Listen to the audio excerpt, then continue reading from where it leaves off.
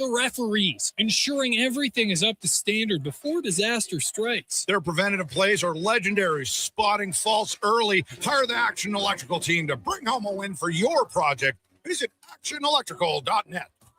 When your project can't afford downtime, call Japa Equipment Rentals. From excavators and wheel loaders to compaction equipment, Japa has the machines you need. Trusted since 1972. Visit japaequipment.com or stop our Edmonton or Calgary locations. Hi, I'm Colin Livingston, president of Cantork. We've been tightening bolts and redefining our industry for 25 years. Yes, a quarter century, and we're just getting started. Check us out at cantork.com. Our tools age better than I do. Thinking of growing your business? In partnership with Prairie's Can, the Alberta Chambers of Commerce is helping businesses explore new opportunities, new markets, and build connections through organized trade missions across Canada. Find the right mission for you at abchamber.ca/trade missions. Welcome to the Bro Zone, the ultimate garage setup for checking out the big game. 70-inch TV? Check. Surround sound? Check. Mini fridge fully stocked? Check. But a legendary Bro Zone needs legendary snacks. Wilhauk Beef Jerky. Load up on Alberta's best beef jerky. It's the perfect game day companion when you're watching from the ultimate fan cave. Wilhauk Beef Jerky, because you can't have summer fun with salad. Only available in Leduc. No. Canada is up 2-0. That is the most dangerous lead in soccer. Relax, Mike. See that, Dan? My left eye is twitching. That's my warning eye. It'll be 2-2 by stoppage time. It's never wrong. With early payout from Bet365, I got paid the second they went up 2 goals. So to me, it's now the safest lead. Early payout from Bet365, huh? Now my right eye is twitching, Dan. Bet365. If gambling is affecting your mental health or well-being, 211 Alberta is here to help. Call or text 211 or visit ab.211.ca. 18 plus only. T's and C's apply. Photographers, start your cameras. Vision Credit Union's annual photo contest is back. We're asking you to show us the people, places, and moments that made you glad you chose this rural life. Maybe it's the view from your farm, a walk down Main Street, neighbors pitching in, a weekend at the rodeo, or a sunset down a back road. Share your photo to show why life in rural Alberta is a choice worth celebrating. Enter and vote at whatsyourshare.ca.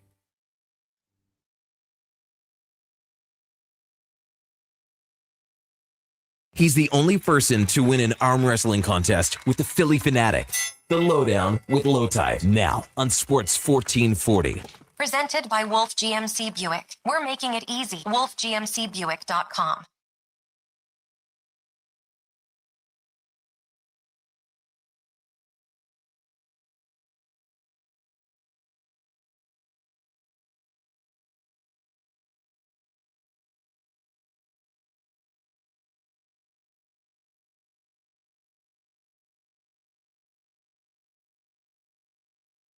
World Cup semi 1 hour away. The Wild West in the CFL could be decided in the next 3 weeks. Jordan Walker wins the home run derby in fine style. Oilers could go to training camp with the current roster, but will they? Lowdown with Lowetide brought to you by Wolf GMC Buick on Sports 1440 and YouTube. Wolf GMC Buick, hurry in for hot summer savings, including 0% purchase financing on select models. 0%. Details at wolfgmcbuick.com. Our headliner of the day is Sean Bell, coming up at 1 o'clock today. As you know, we are live on sports1440.ca, iHeartRadio, Radio Player Canada. After the show, we're on Apple and Spotify podcasts, and we'll tweet it out on X later on as well. On Twitter at Lowetide, Declan Krueger, J Fenwick 04, also Donovan Paulson as well. And text us anytime, 833-401-1440, 833-401-1440. We'll talk World Cup, CFL, home run derby, Jays, got to get that in there, Oilers, and things we learned online this week, including a large number of people cannot spell diarrhea. That is a real problem. Okay, it's time for the introductions. His most anticipated movie this summer is Spider-Man, Brand New Day. He feels there haven't been enough Spider-Man movies over the last 20 years, and he needs more. Ladies and gentlemen, it's Josh Fenwick. Josh Fenwick, everybody. Super, ultra, mega false. In 3 days, The Odyssey releases by Chris Nolan. Yeah, but I couldn't find anything really funny about The Odyssey except that the story was long, and this movie is probably longer than the story itself. Sounds fair. Yeah. His most anticipated movie this summer is Coyote versus Acme. He loves conflict and roadkill. Ladies and gentlemen, it's Donovan Paulson. Donovan Paulson, everybody. Tell me I'm wrong. You're not wrong. You're not wrong. You love roadkill? Oh, yeah. What's wrong with you, you sick freak? I love roadkill. I was going to say that it was Minions and Monsters because he too is against the talkies, but I don't think you go back that far. I know. All right. His most anticipated movie this summer is The Last House. It's about a family that's trapped in their own home by an unknown entity. It reminds him of his life when college football season is underway. Ladies and gentlemen, it's Declan Krueger. Declan Krueger, everybody. Great intro. Great job. But much like Josh, it's, of course, The Odyssey. Yeah, it's. Do you have to pack a blanket and pillow? Because how long is this movie going to be? I actually don't know. We could probably look that Probably really with a long. name like The Odyssey and the story. It's probably at least 2.5 hours. I remember. I Should be actually. longer. The book is like. I'd assume it's more It'll like probably 3 hours, it'll probably hover around that 3 hour mark. Oppenheimer was 2 hours and 57 minutes. Yeah, I think I'm maybe sorry. 3 hours and 3 minutes. I'm but too in old. that vein, If you can't do it in 120 minutes, I'm out of here. I'm looking forward to The Odyssey, but I'm looking forward to Spider-Man. Do you guys know how many books The Odyssey is divided into? No. 4. 24. Oh, Jesus. Hey, you know what? I was Again, close. Our first profanity. Nice. Good job. So, 6 times up. We have got lots to talk about today, but we have to start with something that happened on the last show, which was hilarious today. I hope everybody tuned in to Fantasy Frenzy. You were steady talking some cheerleaders. No, let's Allegedly. pipe this down here. And we're unsuccessful, to no one's surprise. But tell us your version of the story, because the other one is outrageous and it's out there. Okay, so let's first off say I was hosting the watch party for the Elks for one Connor Halley while he was gone Good man. 2 weeks ago. Mhm. I guess it would be about 2 weeks ago now. Still haven't paid me, so Wow, you are that's- a cutting edge kind of guy. That's a you know. thing. Calling out Connor on air for not paying yet. Score. That won't bite you in the ass. But no, Brandon originally asked me, did you chat with any of the cheerleaders? To which I said, briefly. And then he added this whole rizzed up thing, and Brandon wanted to stretch the truth. I basically just, from memory, I think I legitimately asked them like 2 questions or whatever. And Well, I what were said, the questions? nothing outrageous or obscene. It was just like normal stuff. Well, And- what you consider normal may not be normal for the rest of us. In fact, I think there's a good chance. No, and they were really upset about one of their cheer routines. They didn't feel like they did a good enough job. So Did you tell them what they did wrong, or No, Oh, I didn't okay. tell them what they did wrong. I just said, you know what? I mean, hey, you know what? It didn't look that brutal. I don't know. Knowing you as I do, I feel comfortable recommending to Gregor that we actually actively teach you how to interact with humans. I think that's probably where we start. I mean, we've got some evidence about the text line. We all have our own relationship with you, and you're a fine guy, unless there's a disagreement, and there's always a disagreement. So we're going to work at it. Anyway, I'm just teasing you. I'm sure you didn't do anything inappropriate. No, it was absolute. And that day. why would I do anything inappropriate? It's Sure. like you're at an Elks function, right? Like Exactly. You're that would be outside your realm. I mean, when's the last time you did something that got people's eye in public? never. All right, World Cup. This is I hate to say this but it's Spain, great team, and France, who are the great team because they have so much talent. So I'll start with you, Declan, because you're the knower of the soccer, the round ball, and the other football as well. Am I right in saying that there's every chance that we expect France to get out of this and France to win the World Cup? Well, it was a great breakdown of the two teams. Spain came in as the pre-tournament favorite, but that French team is just such a super team. I think you're right that France gets by. I don't think it's set in stone. I think Spain is a real challenge. They play an unbelievable defensive system. They have a little bit of offense up on the wings, especially with Lamine Yamal. I like France to get by. You broke it down very well, but I think this is going to be such a good game. Like, if this is the final, if the bracket breaks differently, no one bats an eye. it just makes sense, right? Instead, we get it in the semis. Okay, I have a question for you. What are the odds one of us on this show is talking, something happens in the game, and we go, and then he said, "Oh my!" Do you think it's going to be a spectacular kind of a game? Well, you guys all lock in pretty well and good with each other. I'm going to lock in on the game and probably keep my mic off for the most of it. So I don't think it'll come from me. So that's on your shoulder. This is like the college basketball, the March Madness. March Madness. Yeah, remember when Josh yelled? I'm sorry. I said I was sorry at the time. Lowetide said it's okay. We won't have a repeat. Actually, I thought you handled yourself like a typical person would, and then you were immediately sorry for it. Mm-hmm. So there's not really any way to, admonish you. Did Josh yell profanity? No, I just I yelled, "Oh my God!" He yelled a cribbage term that's not allowed. He did that yesterday too. By the way, I wasn't yelling it. We were having a mere conversation about it. All right. The more I talk about the Elks Rough Riders in 2 weeks, and then like there's back to back, the more I'm thinking about this could be the pressure point of the Western division in the CFL, which is the only division that counts. I'm sorry, it isn't. It just is. BC's not on track. Calgary's, doing whatever they're doing. Winnipeg's in another gear, and the Elks have emerged. And so my question to you, all of you, is: do you think this, not the BC game, but the Saskatchewan game here, is going to be the one where we talk about attendance being fantastic and nobody's mentioning the empty seats? Yes.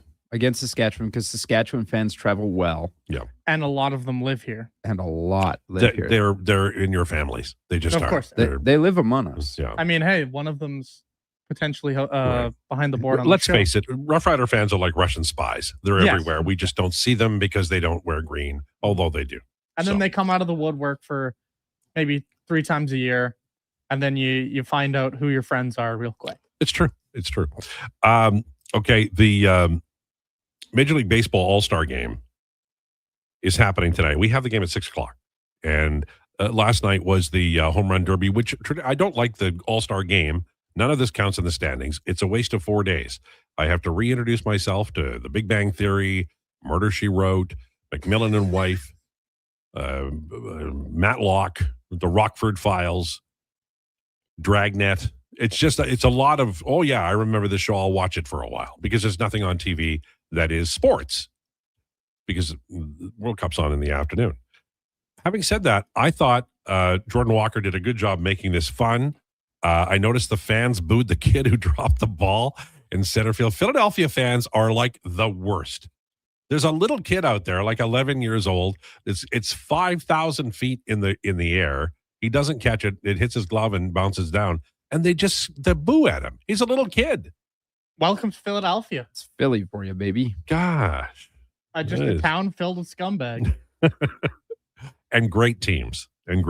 Anyway, I thought Walker terrible quarterbacks though was brilliant. Schwarber probably should have won. It was just luck of the draw. But it was a good group, and now they play tonight with a lot of the pitchers. Mizorowski's not pitching. One of the Cincinnati pitchers isn't pitching. I always feel like they announce the All-Stars, and you go, okay, well, this is pretty good.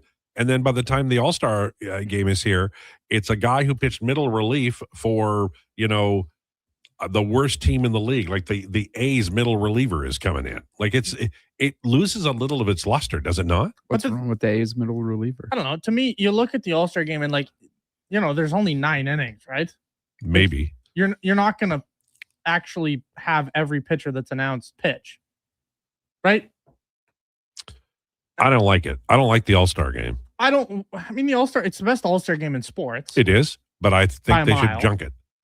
Well, I'd like them to junk every All-Star game. This is what it's for. You know what it's for? Oh, sponsors. It's for sponsors to go to a different town. Where are they this year? Philadelphia? Yeah. Get gunned and do stuff and then go home and say, yes, we had a lot of corporate meetings. That's what it is. Oh, of course it is. Yeah. But I will say this, in respects to this year's All-Star festivities, that was actually a good home run derby.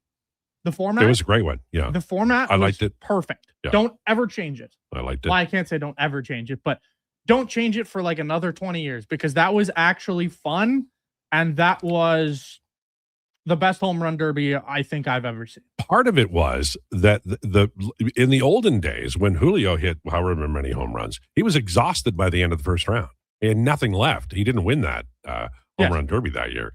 This one, you had was it 20 swings, then 15, then 15. Yeah.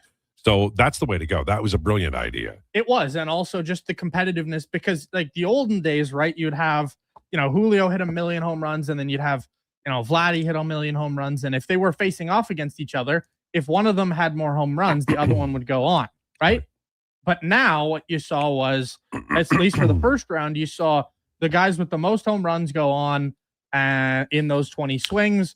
And then you saw them face off against each other, in that respective normal format. Yeah. But I like the fact that you saw the guys with the most home runs in the first round go on. Yeah. Right? It was 4 of them, not 2 or whatever. Yeah. I agree with that. It was well done. Now, this is a 2-hour show. We're going to give an hour and 10 minutes now for young Donovan to talk about the Blue Jays relief pitchers and Hoffman. I think they found that if he pitches after the 7th inning, things will go bad. Yeah. And I think they should trade him. Get him to a new town. Can you actually trade him, though? Do you think he has any value other than like maybe the snacks out of the vending machine? Do you think they can't send him down? Because maybe he just needs to regain his confidence. I mean, they could try and send him down. I actually think somebody would probably take him, right? Like, the problem with... I just feel bad for him as a human being right now. People are just like turning their sets off when he comes in. As they should, because he is a choke artist. Well, he's not having a good year. But he's not had a good Blue Jays tenure. And he's blown every important save that you could possibly blow. You could talk about how he did against Seattle last year in the playoffs, and he was very good against Seattle. Like, I'll give him that credit. But then you fast forward to the most important game of his career in the World Series in Game 7, and he blows it against Miguel freaking Rojas. That was bad. You cannot give up a home run. Just throw 4 to the outside. He'll never hit it out. He gets the classic Jeff Hoffman, absolutely, I'm going to blow this game to smithereens against the Padres last time out. Before that, he was actually kind of working. He was kind of figuring it out. But like, this is a guy, to me, you got to throw him in like the 6th inning. If you have to throw him in like the 6th inning, I guess maybe the 7th. But if he goes out there for the 8th or the 9th, he's going to blow it. I have no faith in him. Like, he has good stuff. He has quality pitches. But for whatever reason, when it matters the most, he is going to leave it right down the middle, and it's going to be a cement mixer slider. Josh, what's the hockey or basketball equivalent of Hoffman? It can't be Trent Frederick, because Frederick doesn't play, like, he's not a closer, right? So who would be the guy in a basketball terms or in hockey terms that we could compare to what Hoffman has done to the Blue Jays bullpen? And that includes, not losing a World Series, but not winning a World Series. Yeah. De'Aaron Fox in the finals this year. That's probably a good shout. That's probably like the closest that it'll get, because it's really hard to really compare what a closer does versus whatever. But like, De'Aaron Fox didn't make any shots in the finals, but he particularly didn't make any shots in clutch time of the 4th quarter of any finals. In fact, he made countless blunders. So I would say in the NBA, it would probably be De'Aaron Fox for the point of reference for last season. If we wanted someone on the whole, I'd have to dig into the memory banks a lot further for consistency. All right, it's 12:15. Lowdown with Lowetide. We're going to take a break. On the way, we have rumors, and Sean Bell will join us at 1 o'clock. What's happening on Declinations today at 1:40? Are we doing the same thing? Well, so we could, of course, do heat check, ice bath.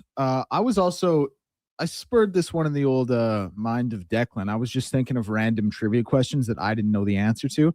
So if you guys wanted, I could throw you 5 trivia questions and you could all answer them. Are they sports? I love trivia. trivia. It'll be sports. I love trivia too. There was one question in particular that spurred this thought process. So I could do that if you guys are game. Is there an obscure defenseman who played 6 games in the NHL and has a name that makes him sound like a major league shortstop involved in the answers. No, it won't be. It won't be like that per se. Okay.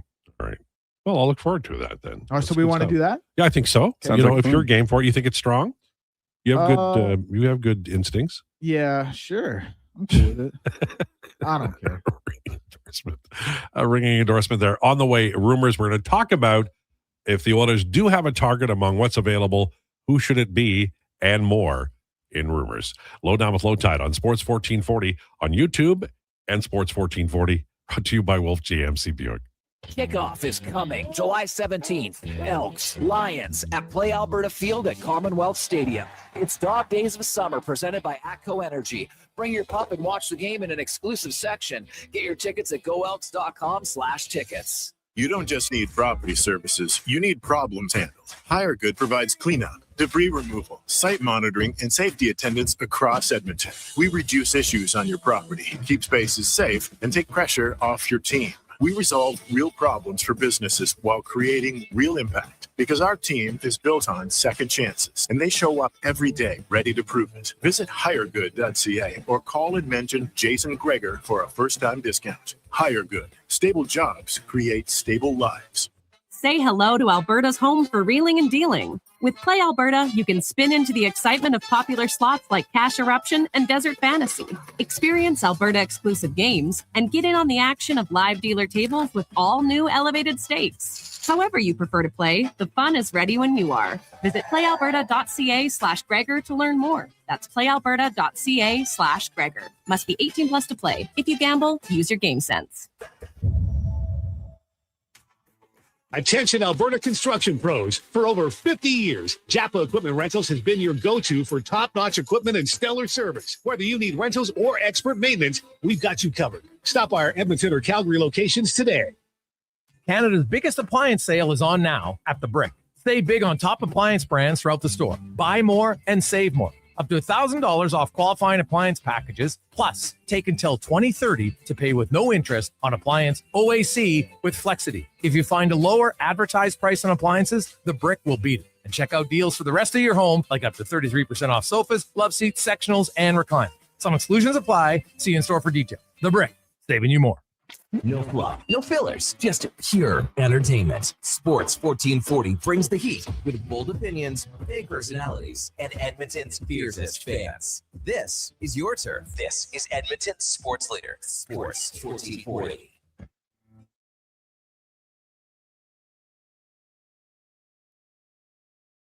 The Lowdown with Lowetide on Sports 1440. Author, musical connoisseur, sports know-it-all. Yes, a man for all seasons. Presented by Wolf GMC Buick. We're making it easy. WolfGMCBuick.com.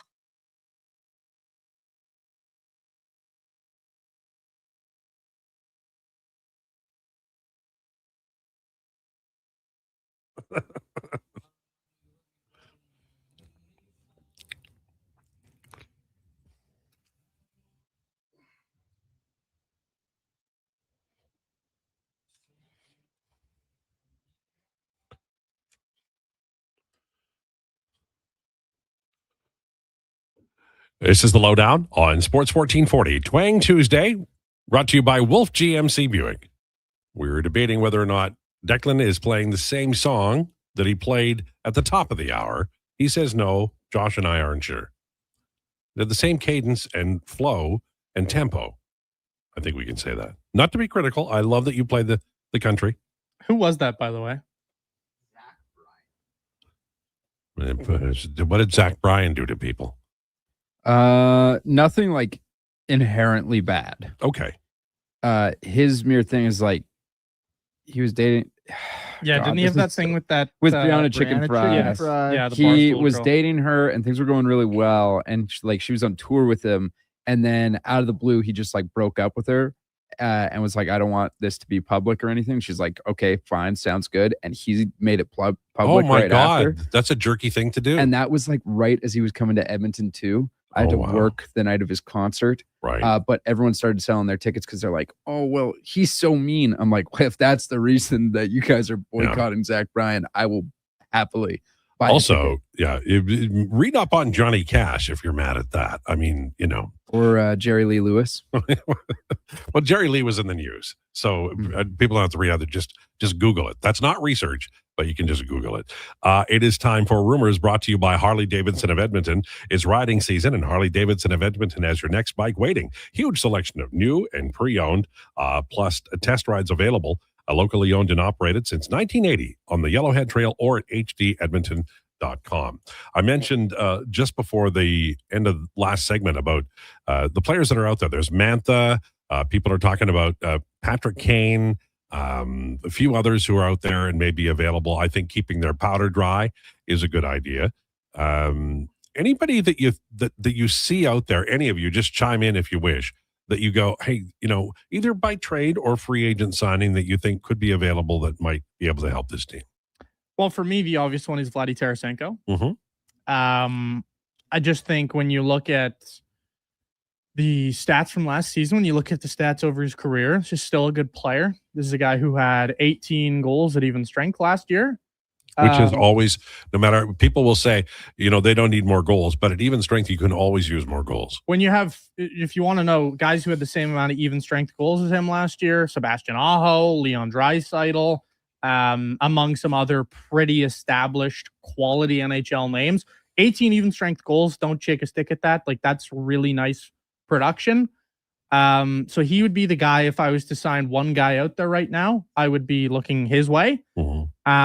If you were looking trade-wise, I'd look to Pittsburgh and say Rust or Raquel. I'd be more of a Rust guy.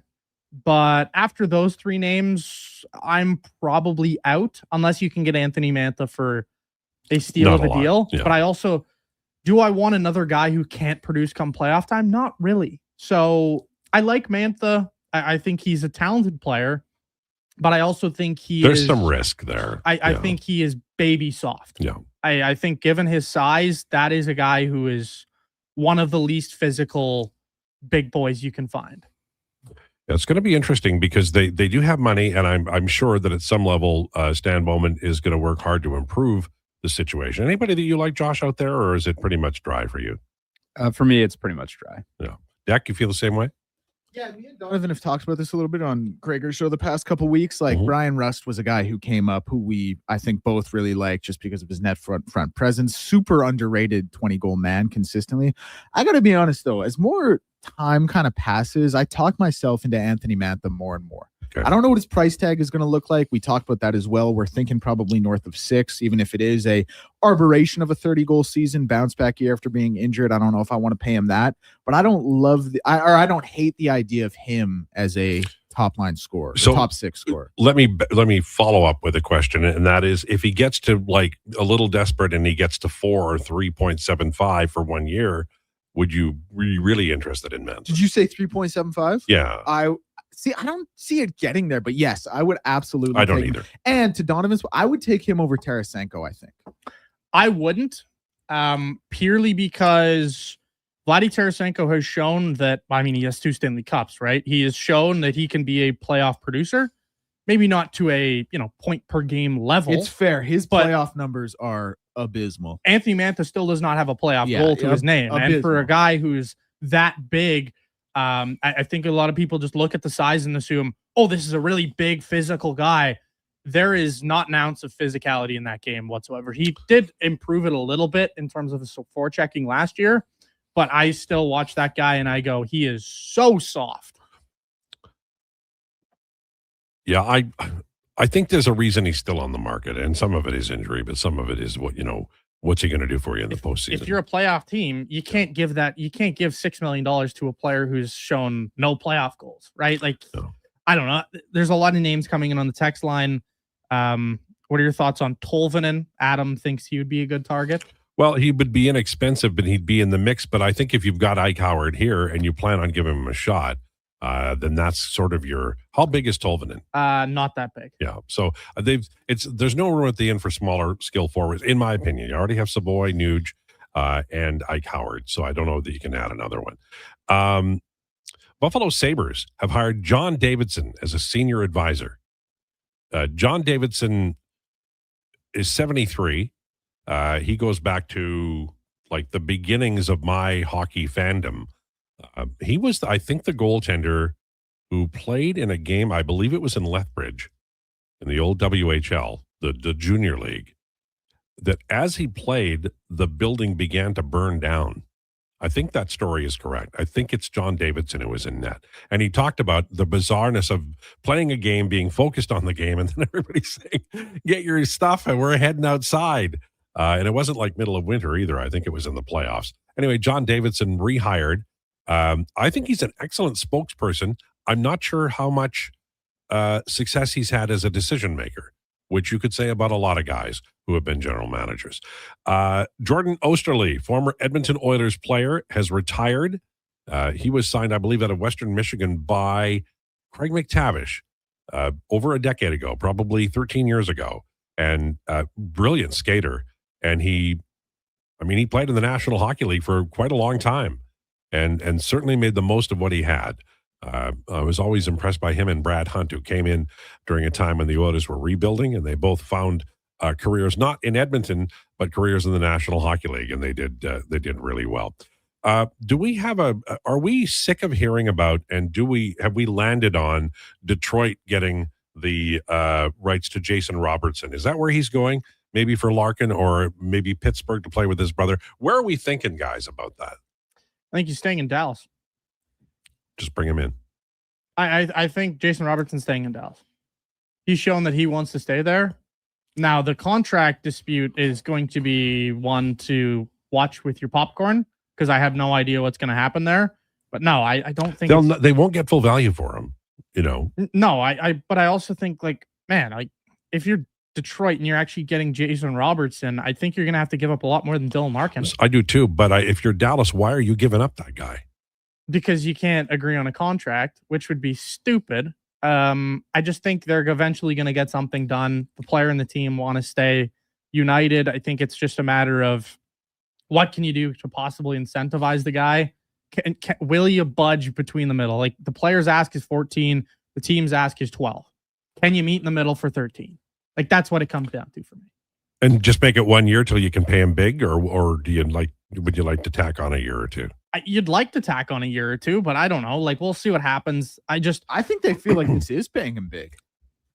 Yeah, I think they obviously feel like this is paying. But him big, does the new market consider that to be paying him big, considering what's going around, and that is the new normal? I don't, relative to Bo and Byram. Right, that's what I mean. Yeah. I don't think that's paying him big. I think that's actually pretty fair, to be honest, for Jason Robertson. That'll look like a steal if it's a long-term deal. I just think, like, to me, I think that the Dallas Stars are probably the easiest solution for Dylan Larkin, but at the same time, Minnesota screams like the team that's still the best fit. I have confidence Detroit won't get enough for Larkin. That I do have. In baseball, the Tampa Rays have expressed interest in Tarek Skubal. And the reason that's interesting is the Rays never spend any money. So I think it would be just a rental. Of course it would be. And what a hell of a rental, right? Like, that's a great pitcher. Now, he's been hurt, but he's still winning games. I thought he'd go to New York, to the Yankees. The Yankees have a good pitching staff, but who would ever turn that down? And of course, the Dodgers are all out there all the time waiting to ruin Donovan's career. But what do you think, Josh, about Skubal to Tampa Bay? That would be them basically going, yeah, all right, we're really, really making a run at it this year. Obviously, Junior Caminero this year has been absolutely phenomenal. He's just a stud. He's gone on an unbelievable run in his last, whatever it is, 15 games. 10 homers in 15, yeah. Yeah, like, it just unbelievable. And so you get a bona fide ace, 2-time Cy Young winner, right? He went back to back, right? Yep. And so that's you going, yeah, like, we're bringing our guy in that 13-inning game, or no, 15-inning game in the playoffs. Didn't he go through almost the entirety of the 9 innings by himself as the starter in that game? No. Yeah, if memory serves me, I think it was 8. Yeah. So, like, sure, he's been injured, but Tarek Skubal is one hell of a guy to take a gamble on, for even if it is just a rental, to get the World Series at the end of the year. I wanted to ask a basketball question because somebody asked me and I didn't know. Kawhi, it's likely or possible he doesn't play at the beginning of the year for the Raptors, or will this be straightened out, in your opinion? In my opinion, this should have been straightened out a long time ago, but it should be straightened out before the beginning of the year.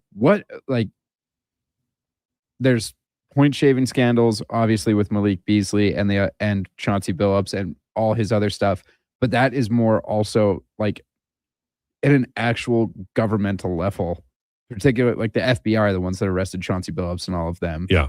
And Malik Beasley was arrested. So seems pretty cut and dry. Adam Silver could take 2 minutes ago. Yeah, these guys are never coming back in the league. But they're not for a reason.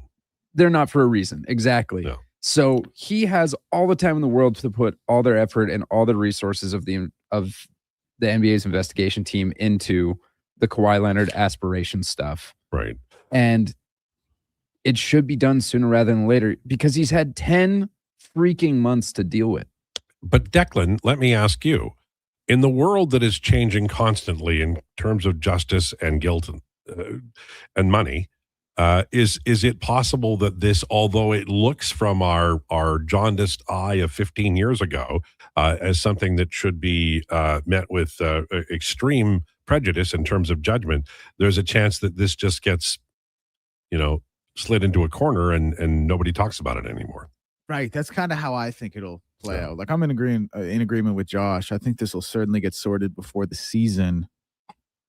I don't even know if it's going to be a cloud that hangs over the head. Like in this day and age, it seems like so much just kind of, hey, that was weird, swept under the rug and never talked about again. It feels like this will be more of the same. See, I think that at one time lawyers had to create doubt about guilt, and now they just have to create confusion, and then it hurts the brain and people move away from it. And that's sort of the world we're in now. But we've seen some things happen in the world of sports and elsewhere that we thought would be, met with some pretty extreme, charges and reactions, and they just haven't. In the NFL, Aaron Donald is conducting a workout with the Rams. Is that going anywhere? Do you guys think that? Oh, Aaron Donald's coming back. Yeah, I kind of think he will too. You guys seem pretty sure about it. I feel very confident that he's coming back. What was the direct quote? He had told Myles Garrett if he ever ended up on the Rams in the next couple of years, like, oh, he might have to come and run it back. Give me a call or something. And then I think he got a text. Myles Garrett got a text from Aaron Donald. It was Aaron Donald on Twitter. Quote tweeted it with the eyes that, Myles Garrett's been traded to the Rams. And so also this is a guy that retired. Was this 2 years ago? Yeah. Like he only Is there missed anything one left? season, right? Is there anything left?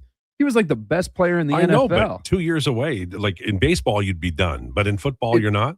Well, I think for a guy like Aaron Donald, who was benching 5 Bills, it's kind of hard for him to just be like, yeah, well, I'm not going to work out anymore.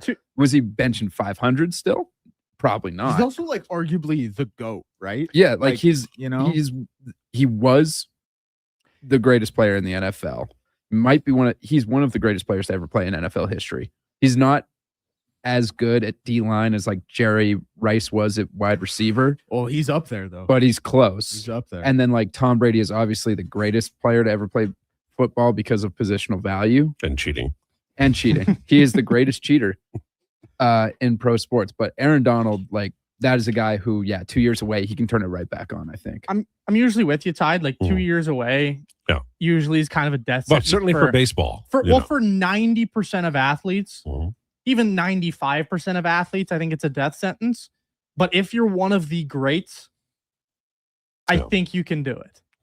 Like, Gordie Howe did it. Will he be the exact same player he was when he left? Probably not. But if he's even 60% of the player he was when he left, that's still going to be a fantastic player. Well, I actually look forward to it. I always like watching him play. So it will be, and the Rams are, they're going to be good. Super Bowl favorites, probably. All right. So it's 12:36 on the way. We're going to talk about the Edmonton Oilers. Also, why your opinion of Nickelback is wrong, no matter what opinion you have about Nickelback. Lowdown with Lowetide on Sports 1440 and YouTube, brought to you by Wolf GMC Buick. At Leading Edge Physiotherapy, healing doesn't have to feel heavy, because in our SwimX aquatic therapy pools, you literally float your way to recovery. Whether you're dealing with arthritis, back pain, joint injuries, post-surgical rehab, chronic pain, balance issues, mobility challenges, or just feeling a little creaky, warm water and gentle resistance have your back, your knees, and your hips. Trusted by pro sports teams and rehab hospitals, our SwimX pools help you move sooner, hurt less, and recover faster. So take the load off. Let the water do the work. Life shouldn't hurt. LeadingEdgePhysio.com. Diamond Rides is one of Alberta's premier specialty charter companies. With our luxury motor coaches, we provide our customers with the safest and most reliable ground transportation services. Our seatbelt equipped, top-of-the-line motor coaches have become the preferred carrier for many local sports teams, tours, corporate outings, and other various travel needs across Western Canada. For more information and to request a quote, contact sales at 877-748-0991 or visit silentrides.ca. Whether you're a craft beer connoisseur or more of a wine aficionado, there's always something new to discover at Sherbrooke Liquor, a unique, family-owned, independent liquor store. The selection, incredible. The non-alcohol section is also very impressive. Sherbrooke Liquor, expert, knowledgeable staff with a passion for unique finds. More than just a liquor store, we're a community. Alberta's best, the one and only Sherbrooke Liquor. Wine, spirits, and oodles of beer. Visit SherbrookeLiquor.com. You see it? Fusion Promo Marketing can make it. Fusion makes high-quality, memorable promotional products for businesses, sports teams, and corporate events. From vision to reality, get noticed and remembered. Fusion with a Z. Promomarketing.ca. Mr. Rooter has deja vu. Mr. Rooter has deja vu. The bathroom is right over there, Mr. Rooter. Why, thank you, good sir. Wait, I swear I've plunged this toilet before. It was clogged with a snow globe. Am I living in a time loop? Oh, good. It's just a voodoo doll that looks exactly like me. Whew, what a relief. For a plumbing experience you'll want to relive, call Mr. Rooter. It's cone season at McDonald's, which means vanilla cones are $1 each plus tax in the McDonald's app all summer long. Soft, creamy, and crunchy. For just $1 each plus tax exclusively in the McDonald's app. App download and registration required at participating McDonald's in Canada. Caesars is Alberta's anytime, anywhere sportsbook. Stay in the action with your favorite teams and players. Whether you're camping, kayaking, or catching a show this summer, bet wherever you are, whenever you want. Plus, Caesars Sportsbook offers fast payouts and flex parlays, a new way to keep your bet alive even if a pick misses. Download the Caesars Sportsbook app today. Must be 18 or older and physically present in Alberta to gamble. Must be 21 or older to use Caesars Sportsbook. If gambling is affecting your mental health or well-being, 211 Alberta is here to help. Call or text 211 or visit ab.211.ca. Standard message and data rates may apply. Please play responsibly. Hi, Edmonton. With summer adventures calling, there's no better way to answer than from behind the wheel of your Subaru WRX. The WRX delivers turbocharged performance, confidence-inspiring Subaru all-wheel drive, and the kind of driving excitement that makes you look for excuses to hit the road. Summer won't last forever, but the memories will. So make sure you give yourself something to remember. Visit your local Subaru dealer today and test drive the WRX yourself. Welcome to Uncommon.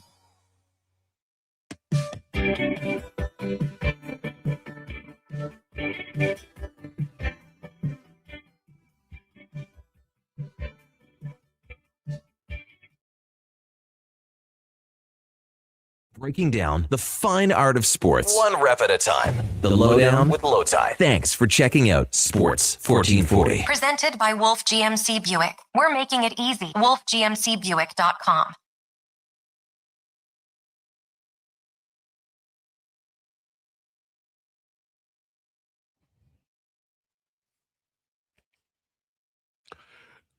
It's the Lowdown on Sports 1440 for Wolf GMC Buick. Check them out anytime. WolfGMCBuick.com. 1 a.m. You can't sleep, but you're thinking about buying a car. Go straight over there. Had Ekholm not played in the 2025 finals, this is from Chomskers, we would have won, i.e. the Oilers would have won. When he's great, he's great. When he's off, you see it in his and Bush's game. Now, in game 6 and 7 of 2024, he was not right. There's no doubt about that. But part of the problem was the deployment. They had him on the offside on the Marchand goal, and it was in the neutral zone. But his first stride was terrible, And Marchand, I don't know if he knew that, but Marchand was gone. You're never going to catch him. And to me, that's on the coach. That's on the whoever's coaching the defense at the time, Paul Coffey. Maybe somebody else suggested that wasn't going to be the way, but that's something you absolutely can't have happen. And you can't blame the player for that. He wants to play. They let him play. They put him in a spot where he's not going to perform exceptionally well, in my opinion. Anybody got an opinion? I'll just say last Stanley Cup final for the Oilers, the last kick at the can, that was pretty firmly on the coaching staff for me. In the way that they didn't adjust to anything. Now, granted, was Florida the better team in that series? Yeah. But the Oilers didn't adjust to anything as a team. And to me, if you're not adjusting to something, that usually speaks to coaching. And I don't know, man. Matthias Ekholm was like the 12th person on my list in terms of to me, problems. I mean, he's top pairing for the Oilers. And I love that they have more depth here because they can give him some time off during the year. What do you guys think over there? He's not the Oilers. He's not Jeff Hoffman. No. But are you concerned about Ekholm? And if you are concerned, is he your top concern on defense? His age and injuries over the last 2 seasons, I think there's something to be concerned about. But I still think that he'll be a good defenseman. Especially when you can rest him if you need to. Yeah. You got 23 men on the I roster. agree. You have the depth. No. There is a little to be worried about, but hopefully you don't have to rely on him as heavily. You have so much blue line depth right now. If you're the Oilers, you are prepared for any. I mean, listen, if 4 guys go down, that becomes tough. But you're prepared for you have eight quality, maybe 9 quality NHL defensemen. And so for me, you're prepared for an Ekholm injury. You're prepared for a Wallman injury. Hopefully they don't come at the same time. Wallman's more of a concern for me than Ekholm. I also just look at the Ekholm deal as this. Look what Vinny Desharnais just signed for. $4.2 million. Matthias Ekholm is 4. Matthias Ekholm is getting paid like a third pairing defenseman. If Matthias Ekholm is a third pairing defenseman, sure, whatever. I mean, I don't. He's way better than that. But he's way better than that. Yeah. So, like, if Matthias Ekholm continues to struggle a little bit, if he continues to be injured, you know what? Just lower his minutes. Yeah. I think it's pretty simple as Ekholm's still a good player. I think he's the same as he was 3 years ago? No.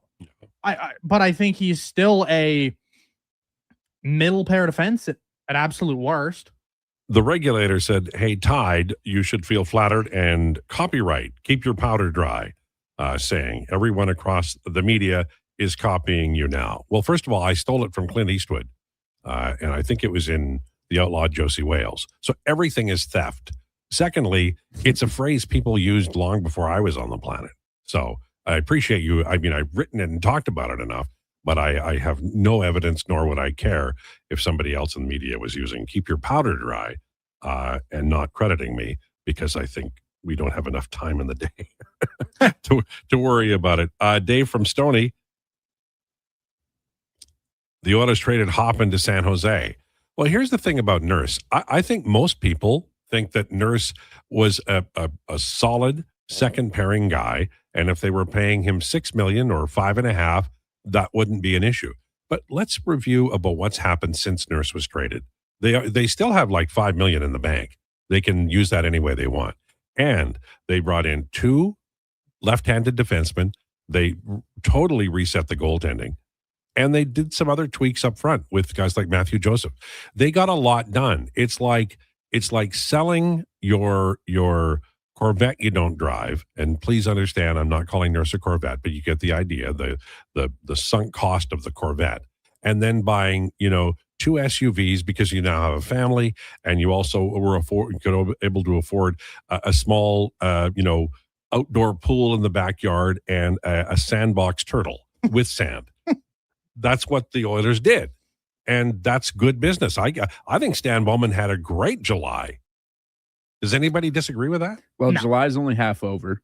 Well, that's the concern, right? You end up. I don't think it's a concern at all, to be honest. Making him. Well, I think he's done pretty well, but also, the Frederick deal is one he signed. Yes. And I mean, I just wrote about, I think he's going to recover, but that right now doesn't look. GMs can make mistakes, and he has, and he may sometime this month. Sure, GMs can make mistakes, but with any of the free agents left, if you're looking at them, I don't think you can really truly make a mistake. Right. Like the Oilers obviously can't pay Anthony Mantha term. So no, I don't think it's possible to really make a mistake with Anthony Mantha with where the 1 Oilers year, sit. $5 million. Like, I don't think that would be a mistake. I don't think Tarasenko would be a mistake. It would be a mistake. Because I want some money for in October when the Roslovic shakes loose, and it might be him. But I don't think there is a Roslovic. Yeah, but there is every year. Sure, there is, but Anthony Mantha looks like he is the Roslovic. And then I want money for the deadline, and he's got it now. He doesn't have to make a move for it. But how much? Like, you can only spend so much money at the trade deadline. Yeah, so I want to spend it all. Yeah, I will want to spend it all too. I want to leave myself some money left over for sure. But I don't like you can only spend so much. Like, look at how the NHL's trade the new playoff salary cap. Oh no, I know it will impact like, for sure. You can't actually spend $30 million at the trade deadline. That's I still want money at the deadline, and I want money for the new Roslovic, whoever it is. I think you're better off just like sign Vladimir Tarasenko for 1 year and $2.5 million. Just wait. Lowdown with Lowetide on Sports 1440 and YouTube. We have Declan Krueger, we have Donovan Paulson, we have Josh Fenwick. I want your opinions on this. Earlier today, I didn't think it was a big deal. It turned out that there were more responses than I thought there would be. I tweeted the following out. Okay, everyone needs to remain calm. Nickelback has a new record. The band is from Hannah. It's okay to be proud of them. Arguments of formula or formulaic songs can also be applied to musical treasures like Motown and the Ramones. People enjoy Nickelback, and you can too. Does anybody agree or disagree with that statement? What, that you can like Nickelback? Yeah. Yeah. Or not. It doesn't matter. Of course you can. But you don't have to run around talking about how awful they are and ruined your life because somebody you like, somebody else doesn't like. That's music. Yeah, that is quite literally the way it works. Yes. Listen, do I like all the Nickelback songs? No. I mean, we do Twang Tuesday for Donovan. Some of us don't like country music, but Donovan loves it. Yeah, I know. You know, he's a big country and Taylor Swift fan. So particularly early Taylor Swift is Donovan's jam. Also studies and reveres the clergy as well, does Donovan. So that's quite the deal. What do you think? Are you okay with people just slamming Nickelback? And it feels like Canadians beating up on successful Canadians, frankly, to me. But what do you think, Declan? No, yeah, like what you like. Nickelback's all good. Best-selling band of the decade for a reason. Right? That's what someone out there is lying. Right. Exactly. Thank you. So somebody adores John Denver, has all his records, and is dissing him because the pushback you get on certain artists because they're not cool or, don't live 300 years like Keith Richards. I don't know why, but I mean, people say to me, Nickelback, every song sounds the same. Motown had an industry of the backing band was the same, and they basically played small little, like you go listen to It's the Same Old Song, which was the follow-up to I Can't Help Myself by the Four Tops. It's basically the same song, but they wanted to get another hit, and they did. I don't understand why Nickelback is an issue. And apparently with you group, it's not. No, I mean, do I love Nickelback? No. Do I like some of their songs? Yes, I really like some of their songs. Now you're Darren Dreger. So what band do you dislike so much you can't stand it? Like you turn the radio off as soon as you heard them. Well, it's Taylor Swift. I got the easiest answer ever. Okay, you Declan. Imagine Dragons. Good.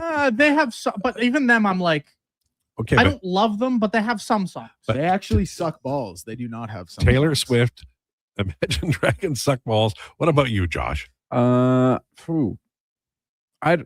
don't. No one's coming to the top of my brain right now. That's great, though. You like all music. Well, I definitely enjoy certain songs. Yeah, from a lot of different people. I'm going to share something with people my age now. The answer is Air Supply. Okay, I'm done. What? Who? Yeah, exactly. Okay. I know Air Supply. Yeah, sure you do. You probably got their 8 tracks. I don't have their 8 tracks. He actually went to go see them in concert. I think I have one Air Supply song on my All Out of Love on my playlist. Yeah, I don't know. I don't remember.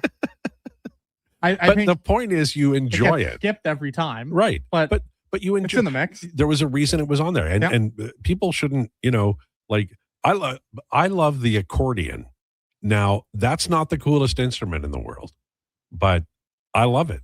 I do. My grandpa plays the accordion, or did, anyways. Yeah. Just a fun fact. On my favorite Bruce Springsteen song of all time, Thunder Road, there's an accordion on the live version from Hammersmith Palais in the 75. And it's just gorgeous. It's what you like. It's the music that you like personally. And if it happens to be Nickelback, then enjoy it and do it publicly. I feel like there has to be more Nickelback fans than anti-Nickelback people. And yet all I hear about is Nickelback's got a new song. I hate it. You haven't heard it yet. Give it a chance, you know? But they hate Nickelback, so why would they ever give us a chance? I bought Bohemian Rhapsody by Queen in 1975, August, and I listened to it and I went, I don't know. I threw it under my bed, and then March of 76, it became a hit. I pulled it back out of my bed, under my bed, and I said, God, I love this song. That's a classic. Total, right? When you're that age. Okay. I wonder what kind of music Sean Bell listens to. You can ask him coming up. Should we have a Sean Bell intro song? You can ask him when you talk to him. Well, he was fast hockey player. What's a fast hockey player song? Black Betty by Ram Jam. Yeah. You could throw in Don't Stop Me Now. Don't Stop Me Now. Yeah. I think that's always a classic. There's a lot of good ones. What about you, Declan? You have any idea for a Bell? Little Motley Crue, Kickstart My Heart. It doesn't have to be Shout 20 out Greater Tuesday. Man Jay. That's what I was thinking of, but it couldn't come to the top of my mind. And Jordan, Kickstart My Heart. Shouldn't it be something with Bell in the title? Oh. Hell's Bells. Yeah. Oh, the intro to Hell's Bells is so good, right? The problem is it takes a second to get to that guitar. Well, he can fast it, can he? If he plays it off of YouTube or Spotify, yeah. But he could start it earlier. He's a smart guy. Yeah, he is a smart guy. He's selectively smart.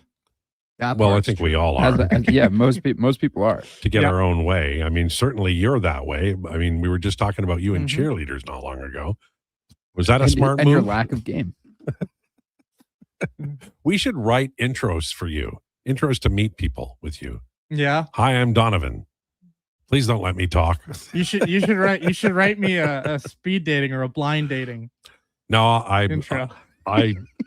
I went down that route and I got extremely lucky, so I'm out of the game. I'm not doing any of that. I'm good, thanks though. Well, yeah, now you're good. A year ago, you were no moping. on helping him write a speed dating thing. Oh yeah, Donnie, girls aren't that scary. You can talk to them. It's okay. They're not gonna bite unless you start dating. Then they get really weird. Well, you'll just be sitting on the couch and they'll bite your arm for some reason. It's that you end up where there's a lot of things that become endangered in a relationship, like your most favorite shorts that have been around for 15 years. Or my hoodies. If they're clean, it's fine, but you know, they get stolen. Yeah.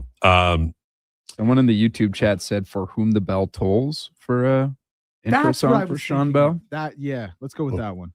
Declan's saying off mic. Yeah, Off that mic, one. yeah. Yeah. You know what it is? It's because I slapped my hand down so fast on the button because I was so excited, but I actually missed it. Well, like that sports update last week, eh? That What was about the time you crazy. knocked the phone out of Josh's hand? Well, that All right, was on we purpose. can stop bringing that up. I don't think we can. That was amazing. Like, I don't even think he. keep bringing it up. I don't think he I hit had your no hand. standards. Like, I think he just hit phone. Yeah, he did get all phone. That's an athlete right there. Crater Man Jay. Hi, my name is Donovan. I've been keeping my powder dry. Glenn says Nickelback is to music what Step Brothers is to movies. Nothing sophisticated, nothing complex. Just a dang good time. I like that comparison. There you go. There's nothing wrong with it. You know, it's like, you know, you can say you don't love the Three Stooges, but if you watch 15 minutes of them, you'd be laughing. It's pretty funny stuff. And it's basic humor, but it's slapstick, right? I love slapstick humor. I wish it came back a little bit more. I guess it did a little bit in the new Naked Gun. They tried. Yeah. Liam Neeson was the right guy to try with, but it's like rehashing old ideas. Yeah, I think you're right. You need to- it's just the thing of like, I don't think people have the appetite for it. Somebody should anymore. ask AI. I think There's good ideas coming from there. Why are all we the time. asking Allen I love Iverson these the- questions? practice. we are losing recipes in a lot of different areas. Comedy movies being one of them. Like, seriously, there hasn't been a big comedy you're right. blockbuster in a minute. And there's not, you know what? I know I'm older, but Like there real was a comedy time not blockbuster. long ago when people would say, hey, you got to watch this movie, man. It's so good. And nobody does that anymore. I don't That know is about not that. true. You should check out Caligula with Malcolm McDowell. Is it about Caligula? I think me and Josh really hyped up with Ryan Gosling this year. Oh, Project Hail Mary. Yes, thank you. People were going to go see that anyways. You know how I know word of mouth still works? Obsession was made for $750,000 and it has grossed over $400 million. Who's in Obsession? Nobody you would know. Really? Interesting. Except Andy Richter, if you know Andy him. Richter. He is Okay. He is All in right. it for about 3 minutes total. Maybe 3 minutes is generous. And also, it's very hard to tell that it's Andy Richter, from my opinion. But Richter, who was the sidekick with, that guy. Yeah.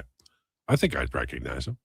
Yeah, he's just pretty far away on the screen. Honestly. Oh, I That's see. what- that's Okay, just what it is. I was like, who is that guy? He was wearing short pants. I might not recognize him, but other than that, I think he'd be fine. You were going to say something. I was also going to say, I think with Project Hail Mary, though, I don't think it was actually projected to be nearly as big as it was. Like, I think No. it made an extra couple $100 million based off of word of mouth. Right. Just, I mean, not to the same level of word of mouth of Obsession, because a lot more people are going to see that movie. But I mean, that movie did so well because of how well it was received. I don't know, man. Its budget was like $200 million. You don't Wow. make $200 million unless you think they're going to be smashed. That's Also, true. Great point. Andy Weir wrote The Martian. The Martian is a big hit, has a cult following now. People love Andy Weir books, so I think there's a little bit of extra from that. But I think what also works against it is Ryan Gosling has been seen as a box office cancer at times. Not this time, though, baby. Let's go. He's Canadian just so icon, good. Ryan He's Gosling. so good. Biased Oilers fan says, my name is also Donovan, so maybe the women thing runs in the namesake. So maybe. I didn't know we had a fellow Donovan listener. There you go. Well, I'm sure we have more. I'm sure we have maybe one or two more. But There you go. All right. On the way, Sean Bell Dolphins Unite. will get us out of this conversation, and just in time. We also have Declinations coming up, and it's a brand new tweak on Declinations with some trivia questions at 1:40 today. Lowdown with Lowetide on Sports 1440 and YouTube, brought to you by Wolf GMC Buick. It's time for an update with Declan Krueger. This is a Sports 1440 update. Brought to you by elksnation.ca, the best double E coverage online. Visit elksnation.ca. Articles, podcasts, and more. The best double E football coverage online. News from around the sporting world is Nick Robertson and the Pittsburgh Penguins have avoided arbitration with a 2-year deal with a $3.25 million AAV.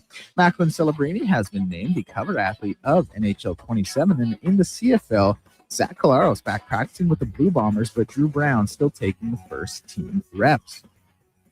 FIFA World Cup semifinals will get going today in about 1 minute's time here between France and Spain. That one out of AT&T Stadium in Arlington, Texas. And a little later on tonight, we will see the MLB All-Star Game. Dylan Cease and Christopher Sanchez on the bump for the AL and NL squads. I'm Declan Krueger. This has been a Sports 1440 update. 1440, Stingray Radio Station. CHJR broadcasts from West Edmonton Mall and Wetaskiwin. Download the free Stingray music app and listen wherever you go. Kickoff is coming July 17th. Elks, Lions at Play Alberta Field at Commonwealth Stadium. It's Dog Days of Summer presented by ATCO Energy. Bring your pup and watch the game in an exclusive section. Get your tickets at goelks.com/tickets. Hurry in for hot summer savings at Wolf GMC Buick. Take advantage of 0% purchase financing for up to 72 months on select new 2026 GMC Sierra 1500 pickups. 0% purchase financing for 36 months on select new 2026 Sierra 2500 Denali and Denali Ultimate models. Plus, huge cash savings on GMC Sierra heavy-duty trucks. And ask about the $1,000 truck trade-in bonus and low-rate lease offers. Wolf GMC Buick. We're making it easy. WolfGMCBuick.com. Want to invest in Alberta's workforce, fill your talent pipeline, and get funding? Careers, the next generation connects employers with motivated, pre-vetted youth through funded internships. Easy, impactful, and risk-free. When you work with a group like Careers who have experience in that area, they can demystify and navigate all the complex steps and stakeholders that have to be involved. Visit careersnextgen.ca today. It's Dollar Drink Summer at McDonald's. Sip on a refreshing small fountain drink or a small iced coffee for just $1 each plus tax, all summer long. Only at McDonald's. Excludes flavored and cloud iced coffees at participating Canadian restaurants. Taxes extra. Prices exclude delivery. No! Canada is up 2-0. That is the most dangerous lead in soccer. Relax, Mike. See that, Dan? My left eye is twitching. That's my warning eye. It'll be 2-2 by stoppage time. It's never wrong. With early payout from Bet365, I got paid the second they went up 2 goals. So to me, it's now the safest lead. Early payout from Bet365, huh? Now my right eye is twitching, Dan. Bet365. If gambling is affecting your mental health or well-being, 211 Alberta is here to help. Call or text 211 or visit ab.211.ca. 18 plus only. T's and C's apply. It might have been scraped by the snowblower, dented while door crashing, or crunched at the company Christmas party. At some point over the winter, your car was damaged and it's been hiding under a coat of winter grime. Then come and see Robertson Body Works. We can take care of the damage and the dirt. This week only, call and book a repair and get a complete auto detailing absolutely free. But you have to book your appointment before the week is up. Go to robertsonbodyworks.com. I'm Tim Robertson, and I fix cars. Are you a skilled laborer? All Star Construction wants to talk to you. A heavy equipment operator with track hoe or backhoe experience, All Star Construction wants to talk to you, too. With work in and around Edmonton for local land developers, All Star Construction offers year-round employment. Whether it's power, gas, or telecom, developers rely on All Star Construction to get the job done. So if you're a skilled laborer or a heavy equipment operator with track hoe or backhoe experience searching for work, search All Star Construction on Indeed.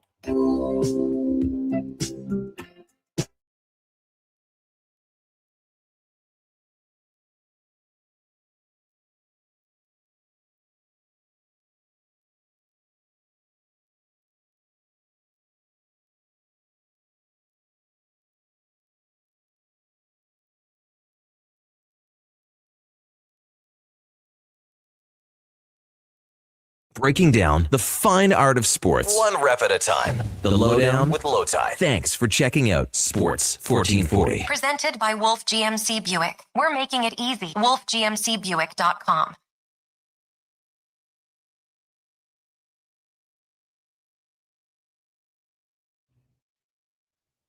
This is the Lowdown on Sports 1440, brought to you by Wolf GMC Buick. Hurry in for hot summer savings, including 0% purchase financing on select models, 0%. Details at wolfgmcbuick.com. We have declinations, a little trivia coming your way a little later, and a lot of your comments straight ahead about our conversation in terms of movies, Nickelback, and more. Right now, though, it's time for our headliner of the day, Sean Bell, brought to you by Faber. Debt holding you back? Let Faber's licensed insolvency trustees help you tackle your debt. Book your free consultation at faber.ca or call 1-877-944-1177. Well, thanks for joining us, Sean Bell. How's it going, guys? Good. You're probably at the pool with a drink with some kind of umbrella in it, just kicking back and relaxing. Is that correct? I wish I was doing that right now. I mean, the weather's finally nice. It's not raining, so I feel like I should be doing that, but unfortunately I'm sitting here in the office. Okay, well, at least you're either working and being productive or doing a good job pretending. So we appreciate your efforts. I'm doing a great job pretending, Lowetide. There you go. So word this week that Colton Dach signed, got a nice 2-year deal from the Oilers. And he's working on, face-offs, and he's played center before. And I've seen this before. Craig McTavish used to do it all the time. And I love it. I love the effort. But often it comes to naught. And I guess the defensive version of that would be, you acquire a guy and like Shakir, and, hey, he can play both sides, and that's really good. But I always wonder until you see the player for 25 or 30 games whether or not it's true. So let me ask you from a player's point of view, when you're coming to a new team, or maybe there's a new coach and suddenly there's an opportunity here. Do you obviously take it seriously, but do you look at it as an opportunity, or maybe do you look at it as a situation where you're going to be compromised a little bit, at least in what you can do well? Yeah, you want to always try to impress the new coach, because at the end of the day, like, what kind of impression does he currently have with Mike Babcock? I mean, Mike Babcock, he He knows Connor, he knows Leon. Those are his horses. I mean, Hyman, Nuge. But what do you have in a guy like Doc, who, for the most part is relatively new to the NHL in terms of the amount of games played? And so if you're a guy like him, yeah, I want to have the versatility so that I'm making myself valuable in the lineup. So if I've got to take faceoffs, well, guess what? I'm taking faceoffs today. If I've got to play on the right side, well, then guess what? I'm playing on the right side, because as a player, especially a young one, you want to find a way that you're going to stay in the lineup as much as you possibly can. So I think it's smart for him to start to take faceoffs, because if he turns into a guy that can play center, well, now you have way more roster flexibility if you're the Oilers, as opposed to, only having a handful of guys that can play that position. It's the same for penalty kill. Like, Matthias Janmark is a player who is a veteran, and he's an excellent penalty killer, but the offense is gone. His hands are not what they used to be. So a player like a winger like Doc, they brought in Matthew Joseph, who probably is going to play that role too. But if Doc or someone else is in, competition with Janmark for that job, and they have a little bit of a penalty killing background and they show well early, does that also help you? Is it everything a little bit of an edge when it comes to making a team? Yeah, absolutely. I mean, it's that those internal competitions that you're always looking for. You're looking for guys that want to push to get more playing time. So just, continuing to use the example of Doc, I mean, to get in the lineup, what is he going to have to do well? He's going to have to be a guy that gets on the forecheck. He's got to hit guys. He's got to stir it up. And then he's got to play on the PK. If he wants to play more than 7, 8, 9 minutes, he's going to have to find ways to get into the game and to, showcase what he offers the Oilers and why he's valuable. So there's always internal competition. And the beautiful thing about what the Oilers have done is they've created a ton. And now, guys, if you're not playing, well, now you're going to be sitting out of the lineup. And that's the way that you have competitive teams, and that's the way that you improve your team. Sean Bell, our guest on Sports 1440 and YouTube, talking about the Oilers and the NHL in general. The Oilers have a lot of players, and Spencer Stastny, as an example, is probably the number 8 defenseman, and there's a chance he'd be either traded or waived. If you're in the middle of the summer like Spencer Stastny, do you count the numbers? Do you know where you are? And as you get to camp, how much of a worry is it as you get closer and closer to when you might get waived? Yeah, it's not easy. I mean, I've lived in that spot myself. It's not easy. It's hard when you're working out in the summer and you want to sit there and pretend like you don't know what's going on with the roster, but you're constantly paying attention to it. And the reality for players is they have to find a way not to think about it. And you've got one job, and your job is to try to make that NHL team and try to be, a contributing member of that particular hockey team. So, if you're Stastny and you're looking at it, and sure, the writing's on the wall, but what happens if I come in to training camp and I blow the doors off the team, right? Does that put me in a better spot? And does that make sure like a guy like Emberson is now, potentially taking that role? And that's the way that pros have to look at it, is like, well, I want to be part of this team. I want to be the guy that's, going to contribute, not necessarily just sitting back, always looking at it saying, oh man, I can't wait. I'm going to be the next guy waived, because the minute you do that, you put yourself into a bit of a mental pretzel, and it's hard to get out of. Yeah, it feels like, I remember, I think it was Todd McClellan. I can't remember who the coach was, and my brain is dead. So I remember Laddie Smead being asked by the media after a comment from the coach about playing the right side. And, he wasn't comfortable with it, and then he did a little bit. And I always felt like he was far more, I ran the numbers, and when he played left side, when he played with a left-handed partner, his numbers weren't as good. Are players aware of that? Like, are they aware that maybe that's, sticks along the boards is done for a reason, especially for defense? Or do you simply just check down to whatever the coach wants and don't go your best? Well, the easy answer is we check down to whatever the coach wants, but the reality is it's really hard. Like if I played, well, actually in Montreal, I had this same situation happen to me, and they wanted to put me on the right side, and I never played on the right side. And so I'm going through preseason games, and just the way that, you collect a D-to-D pass, your first look isn't necessarily straight up the wall, which is like your easiest play to make.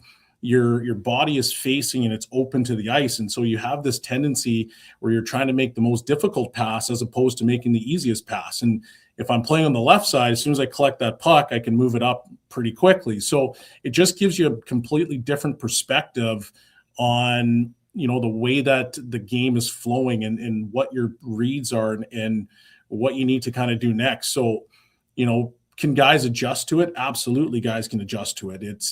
But it takes a little bit of time. Sometimes it's that 20 game mark where you truly get comfortable with it, and then you can, go back and forth as much as you please. But it is an adjustment. But if you want to be in the NHL, you got to find a way to make that adjustment.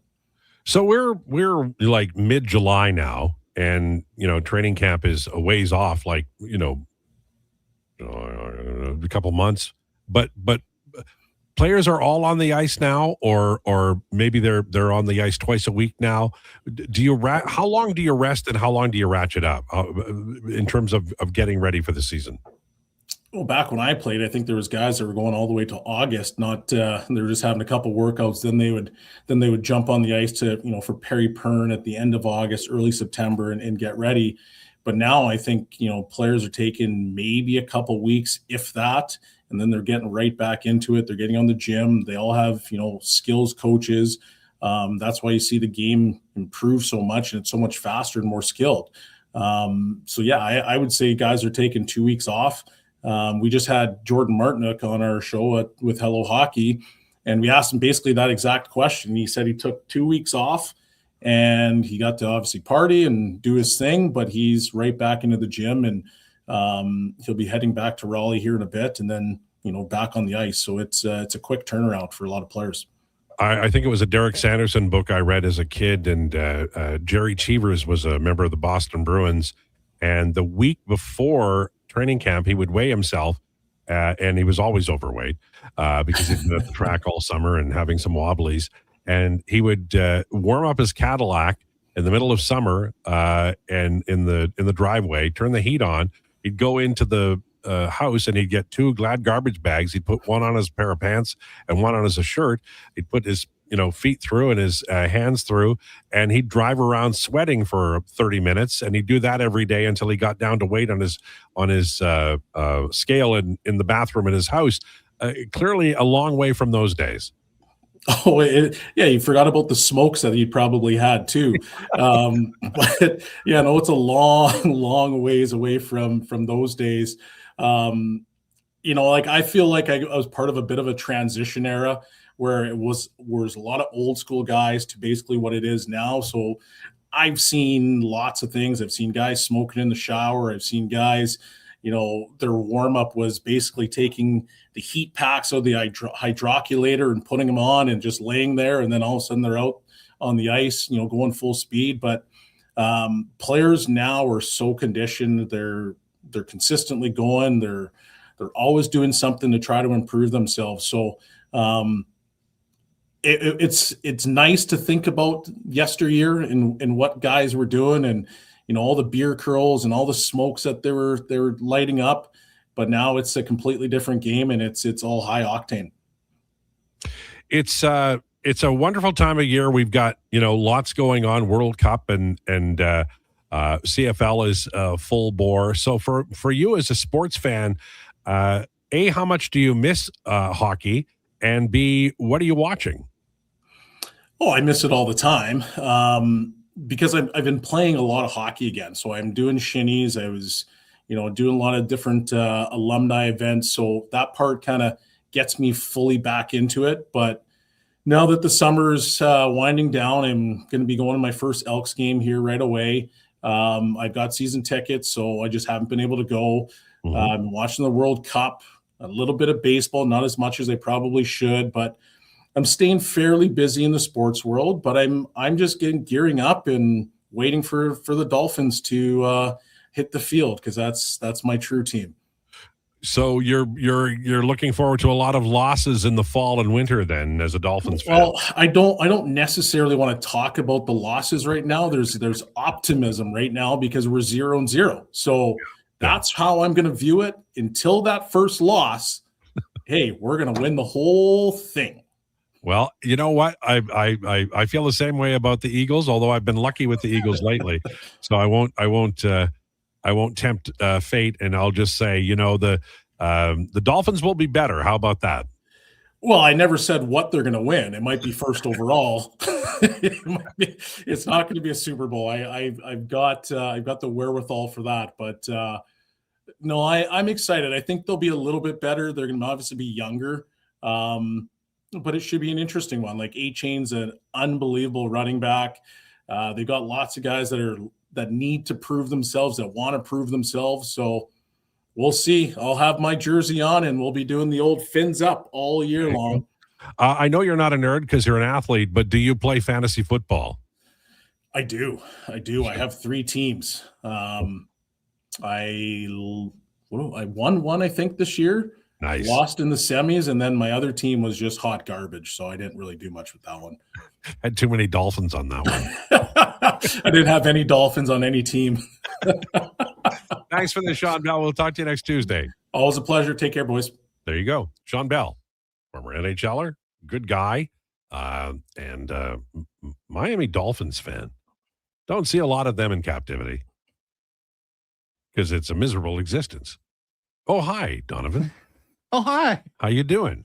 I'm pretty good. Unfortunately, the team's gonna stink next year. But hey, you know what? At least me and Belzy can watch and sit in depression together. Well, you got a great new quarterback. They're going to have a great new quarterback soon after this year.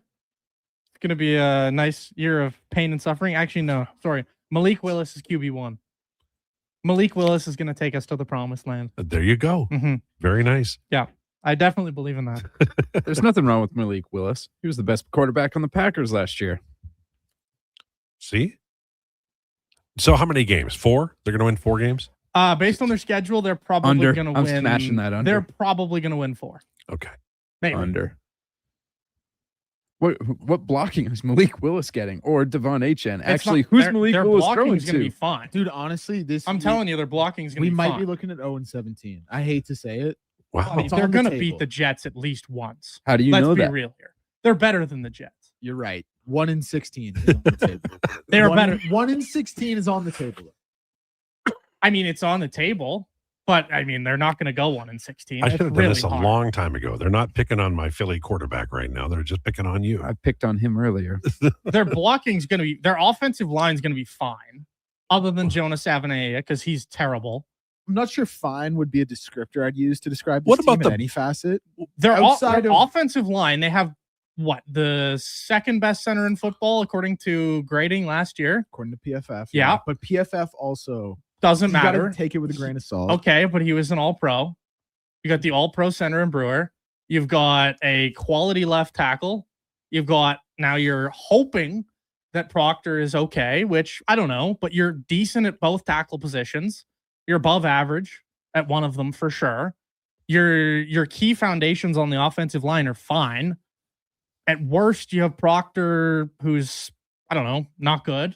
And you have your 2 guards that stink. That's the worst case set. Sounds good to me. So now he has the most time in the league to throw to Dingle McCringleberry. Anytime we're bringing That's the problem. Is their wide receiver room is terrible. Anytime we're bringing up the PFF center grades, I think your team's in a bit of trouble. Well, their wide receiver room is going to be terrible, but their offensive line will be fine. Devon Achane will be Devon Achane. It's just, can one wide receiver have more than like 550 yards? That's the question. What's the name of the fellow you mentioned? What, Dingle McCringleberry? Right. Yeah, that's an old that sounds like a 1,000-yard man. If he doesn't get 1,000 yards, something's wrong. Jalen Tolbert is going to be asked to get 700 yards. Can he do that? Probably not. Man, we should have been talking about the Dolphins earlier. Jack there. How good are the Bengals going to be? Better than the Dolphins, that's for sure. Well, of course, but how good's their defense going to be? Probably putrid. So 8-9. Yeah, because somebody will get hurt. Probably 9 Joe and 8. Burrow will go no, down. hey, this is the year that Joe Burrow stays healthy. Sure. He'll have almost a career-ending injury next season, not this upcoming one. Remind me, did they upgrade their offensive line?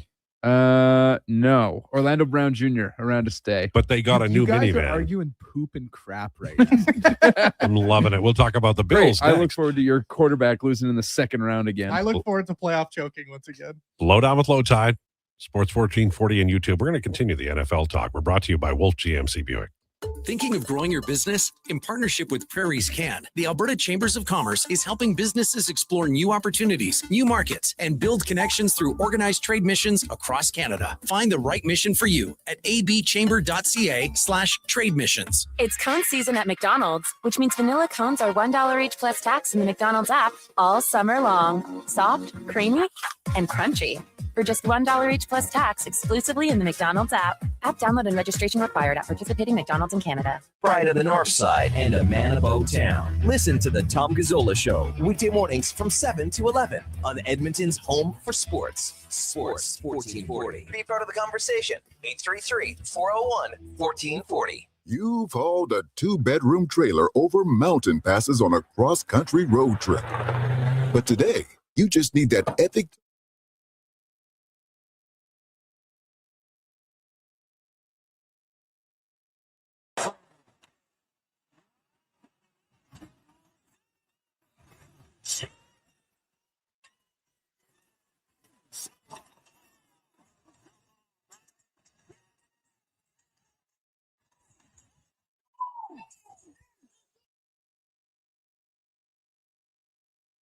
Walker with 7. Got a mismatch. Walker on McGee with 4. Kemba Walker. Step back. Walker. Kemba does it again. Yukon wins at the buzzer.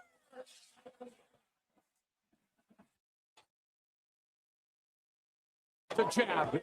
The uppercut. And the counter. Right hook. The left to right. Spence. On inline skates. Koreans intervened. Mania, Terrence, Bud, Crawford has made history.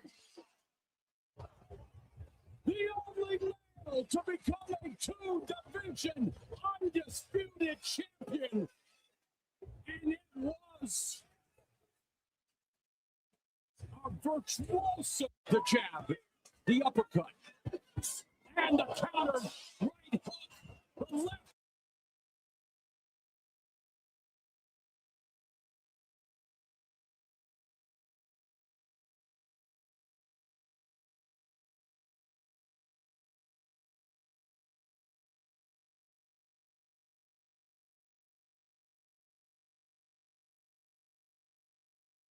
To an operating agreement with the Alberta iGaming Corporation. Standard message and data rates may apply. No. Canada is up 2-0. That is the most dangerous lead in soccer. Relax, Mike. See that, Dan? My left eye is twitching. That's my warning eye. It'll be 2-2 by stoppage time. It's never wrong. With early payout from Bet365, I got paid the second they went up 2 goals. So to me, it's now the safest lead. Early payout from Bet365, huh? Now my right eye is twitching, Dan. Bet365. If gambling is affecting your mental health or well-being, 211 Alberta is here to help. Call or text 211 or visit ab.211.ca. 18 plus only. T's and C's apply. The Lowdown with Lowetide on Sports 1440. Author, musical connoisseur, sports know-it-all. Yes, a man for all seasons. Presented by Wolf GMC Buick. We're making it easy. WolfGMCBuick.com.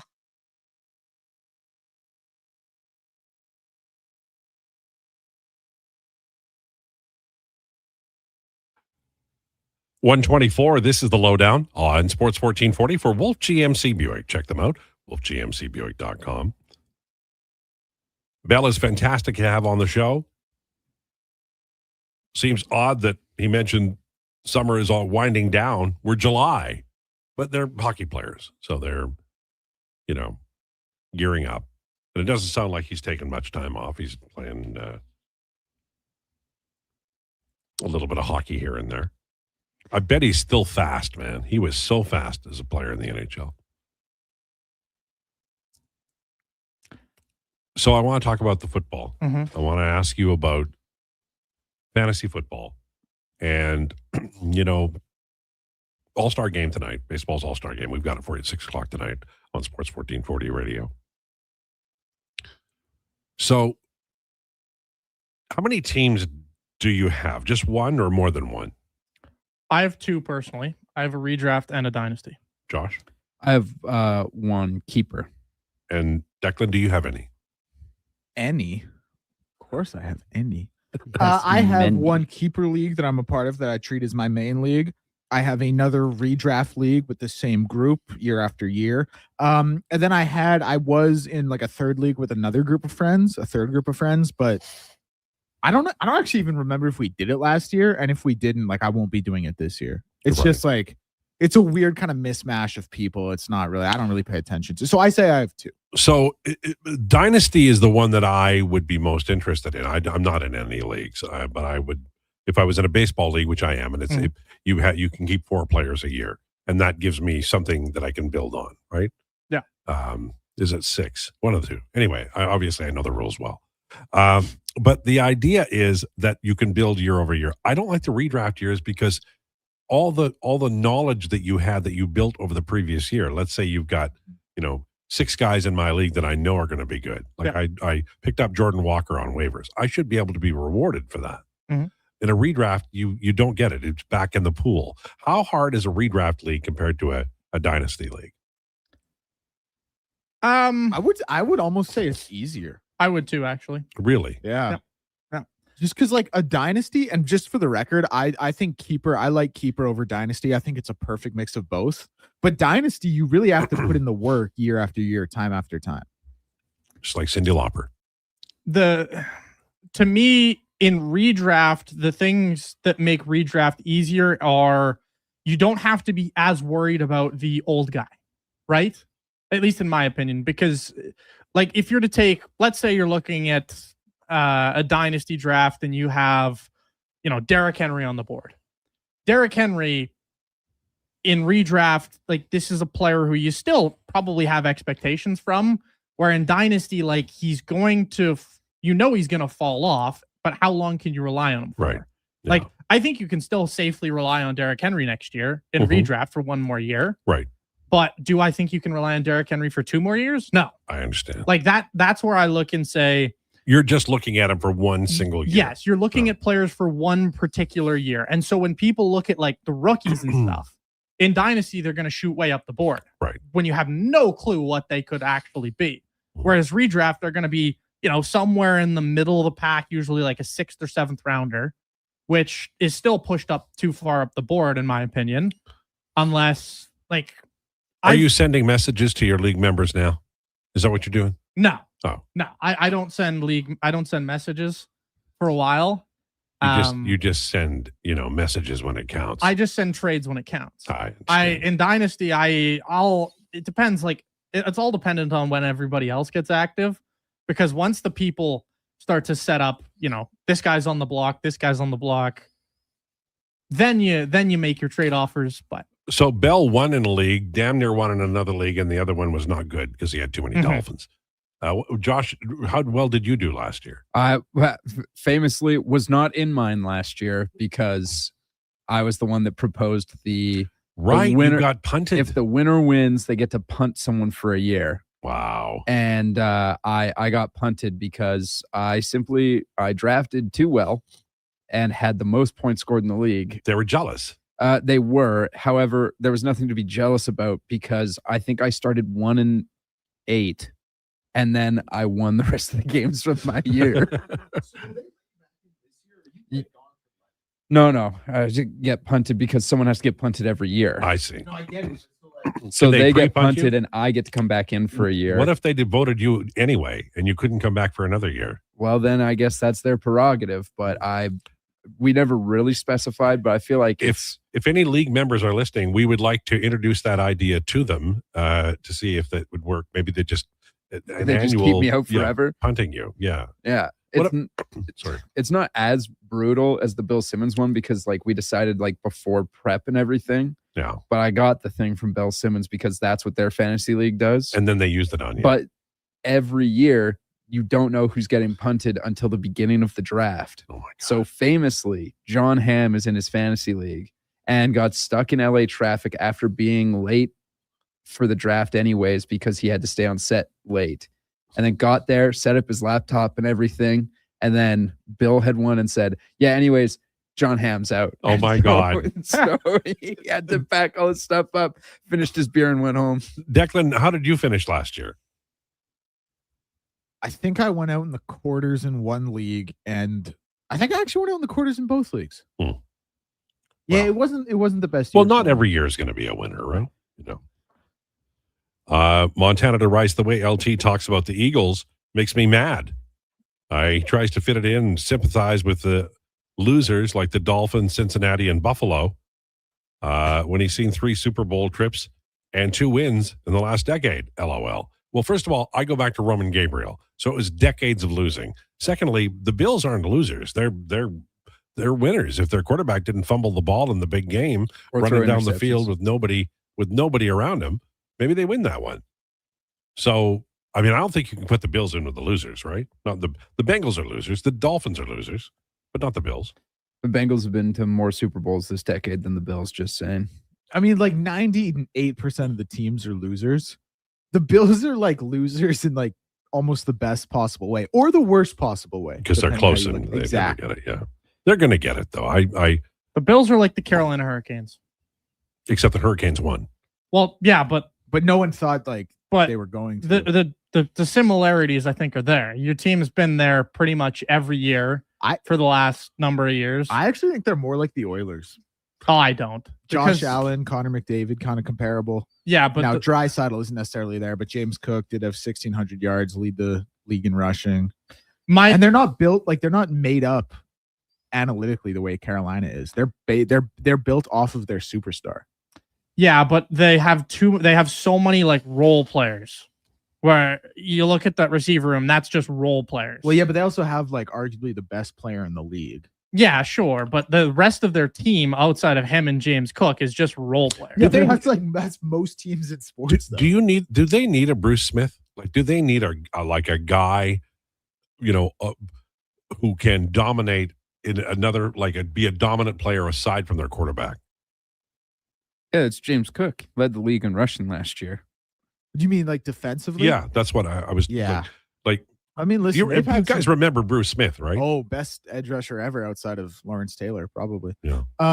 Yeah, like Matt Milano, absolute tackle monster. Trey White, one of the best corners for a good time there, came back and was serviceable again. Ed Oliver, Greg Russo, but you would love to have Nick Bosa or Myles Garrett, but they don't grow on trees, unfortunately. They got close. They signed Joey Bosa. Same thing. Apple doesn't, apples don't fall from this. He was good in L.A.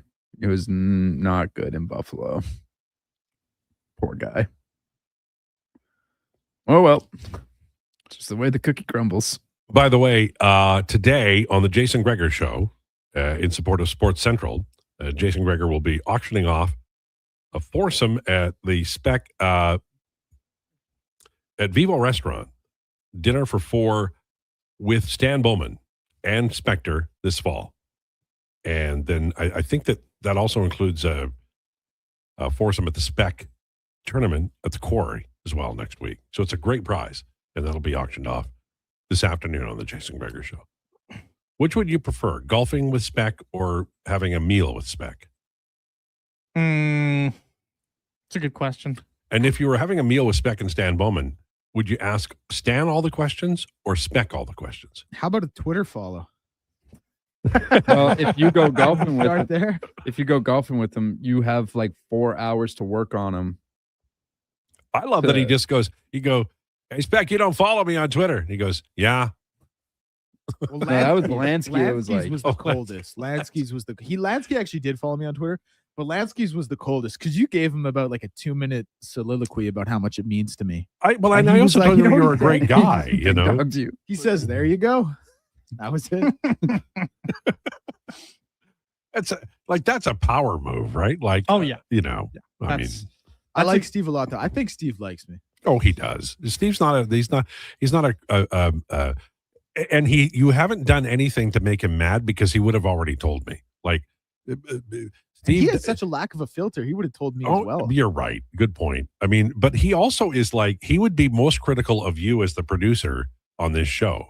Like, you notice how whenever I ask him about the host job or whatever, he goes, no, the host just does whatever he wants, within the confines of whatever, but it's the producer. So if this was video and there was some kind of like mic boom hanging and casting shade, he'd be mad at you for that. It would be all your fault, Declan. Yeah. One text we should get to before cutting to break here. We've gotten this text in twice from Joe Daddy. Hey, LT, I've heard a lot of talk over the last couple of months about how Howard will be coming up and potentially playing in the top 6 or maybe top 9. My question is, where does Quinn Hudson fit into the Oilers' future over the next couple of years? Is he someone that we could see in the lineup this year in a bottom 6 role, or does he need to be playing in a top 6 role? He's a bottom 6 guy, and you'd need 2 injuries at least to get him there. The Oilers last year, they had Savoy as their skill line rookie. I believe it'll be Ike Howard this year. And they've got enough youth marbled through this roster with Doc and others on the bottom 6 that I don't think Hudson is like, he played 4 games last year. He might get to 10 this year, and it would all be because of injuries or, that kind of thing. Hudson had a great year. There's no doubt about it, but there are good quality talents in front of him. And that's going to be a reason he doesn't probably play a lot this year. And there's a lot of guys in that situation. Just up from him is Josh Szymanski. We've been talking about centers. If the Oilers get a center between now and the opening of the season, or if Doc fills the center role, then, Szymanski might be in the AHL. There's going to be a tough nut to crack, and they have 23 players. So you can make the team and also not play. That is completely possible. It's a deep team this year, deeper than it's been certainly in the last couple of years. All right. So on the way, it's Declinations. Could you just give the folks a little teaser about what it's going to sound like when we come back from break? Yeah, so I got 5 kind of, what I think to be fun trivia questions. You guys are going to answer them. If we keep this as, something we do semi-regularly, we can track the points, see who has the most at the end of the year, whatever. We can always go back to Heat Check Ice Bath, but yes, it will be a little bit of trivia today. I like it. I'm looking forward to it. It's going to be a lot of fun, or we'll hate it. One of the two. Lowdown with Lowetide on Sports 1440 and YouTube, brought to you by Wolf GMC Buick. Hurry in for hot summer savings at Wolf GMC Buick. Take advantage of 0% purchase financing for up to 72 months on select new 2026 GMC Sierra 1500 pickups. 0% purchase financing for 36 months on select new 2026 Sierra 2500 Denali and Denali Ultimate models. Plus, huge cash savings on GMC Sierra heavy-duty trucks. And ask about the $1,000 truck trade-in bonus and low-rate lease offers. Wolf GMC Buick. We're making it easy. WolfGMCBuick.com. Hey Canada, Wednesday, July 15th is Tim's Camp Day. When you buy a hot or iced coffee, you help build a better future for Canadian youth. Every cup counts. At participating restaurants in Canada. Caesars is Alberta's anytime, anywhere sportsbook. Stay in the action with your favorite teams and players. Whether you're camping, kayaking, or catching a show this summer, bet wherever you are, whenever you want. Plus, Caesars Sportsbook offers fast payouts and flex parlays, a new way to keep your bet alive even if a pick misses. Download the Caesars Sportsbook app today. Must be 18 or older and physically present in Alberta to gamble. Must be 21 or older to use Caesars Sportsbook. If gambling is affecting your mental health or well-being, 211 Alberta is here to help. Call or text 211 or visit ab.211.ca. Standard message and data rates may apply. Please play responsibly. Does your bank do local? We do. When you bank with Vision Credit Union, you're banking with a rural Albertan cooperative that cares about the community where you live. There's no question. We actively support our rural communities at the local level through charitable donations, volunteerism, local team and event sponsorships, and by returning millions in profit shares to our members every year. Does your bank do that? We do local.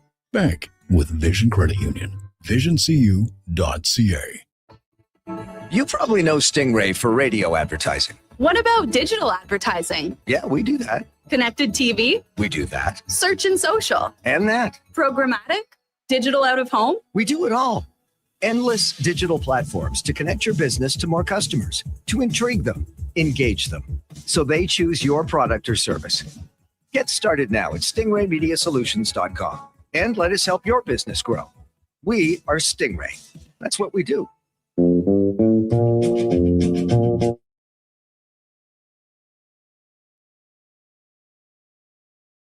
The Lowdown with Lowetide on Sports 1440. Can you fit Sports Encyclopedia on a business card? Presented by Wolf GMC Buick. We're making it easy. WolfGMCBuick.com.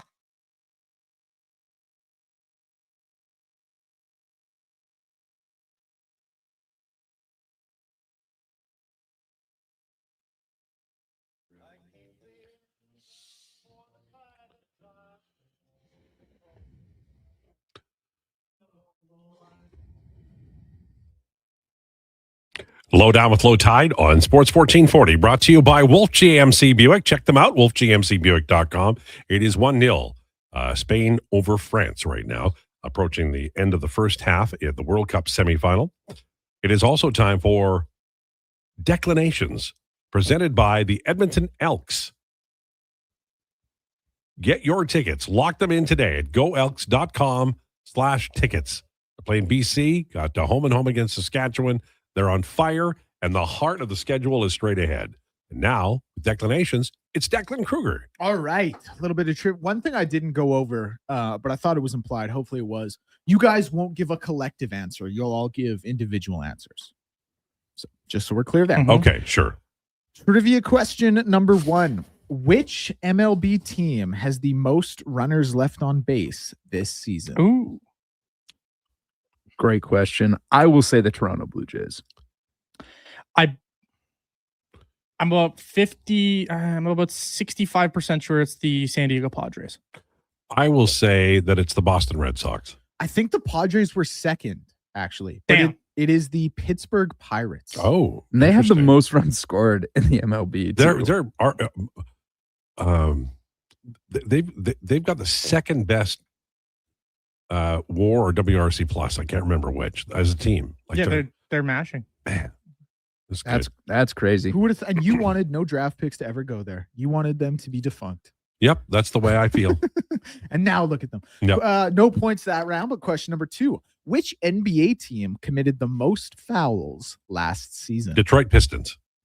Oh man, that is a great one.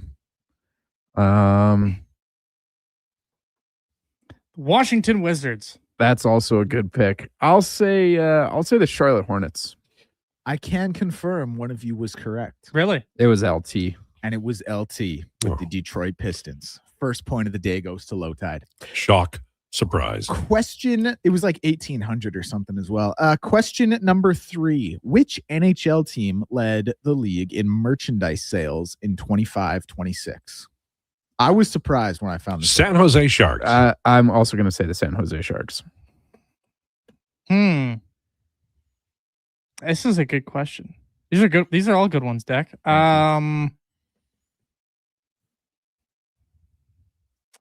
Let's roll Chicago Blackhawks. I can confirm the right answer's been said.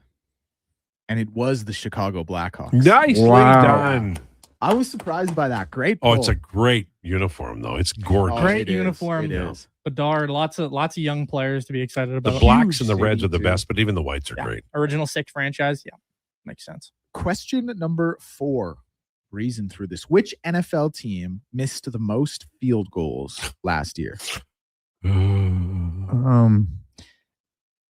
Is it possibly the Baltimore Ravens? That's really good. Oh. Or it could be another team. Yeah. Or it could be another No, team. but my second, I'm curious if it's the second one. that Well, came don't to say me. it. I'm not because- saying it. No, all right. Unless you want to change your answer, of course. I'm going to keep it as the Ravens. They missed out on the playoffs because of a missed field goal. And Justin Tucker not Justin Tucker. They just had no kicking game. New Orleans Saints. Give me the New York Football Giants. I can confirm for the 3rd time in a row the correct answer has been said. And it was the Baltimore Ravens. It was the New Orleans Saints. Really? Wow. Yeah. Wow. Why don't you guys study NFL football? Yeah. And then you can come talk to Sorry. me. Really? I would have never guessed that. My second guess was Browns. It was 12 missed field goals. In my second? brain, I don't know. Sorry. I wish I in my knew. brain, New Orleans Saints didn't have anything written good about them all year, so I picked them because They of actually that. kind of did though at the end of the year. Maybe. Was the Young Young Wei Koo. Yeah, sorry, I can't get his. I can't. never mind. I can't speak. Was the turf kick this year where he missed the ball? Was that this year or was that 2 seasons ago? That was this year. I thought he was trying to say Wang Chung. I No. really did. That would be easier.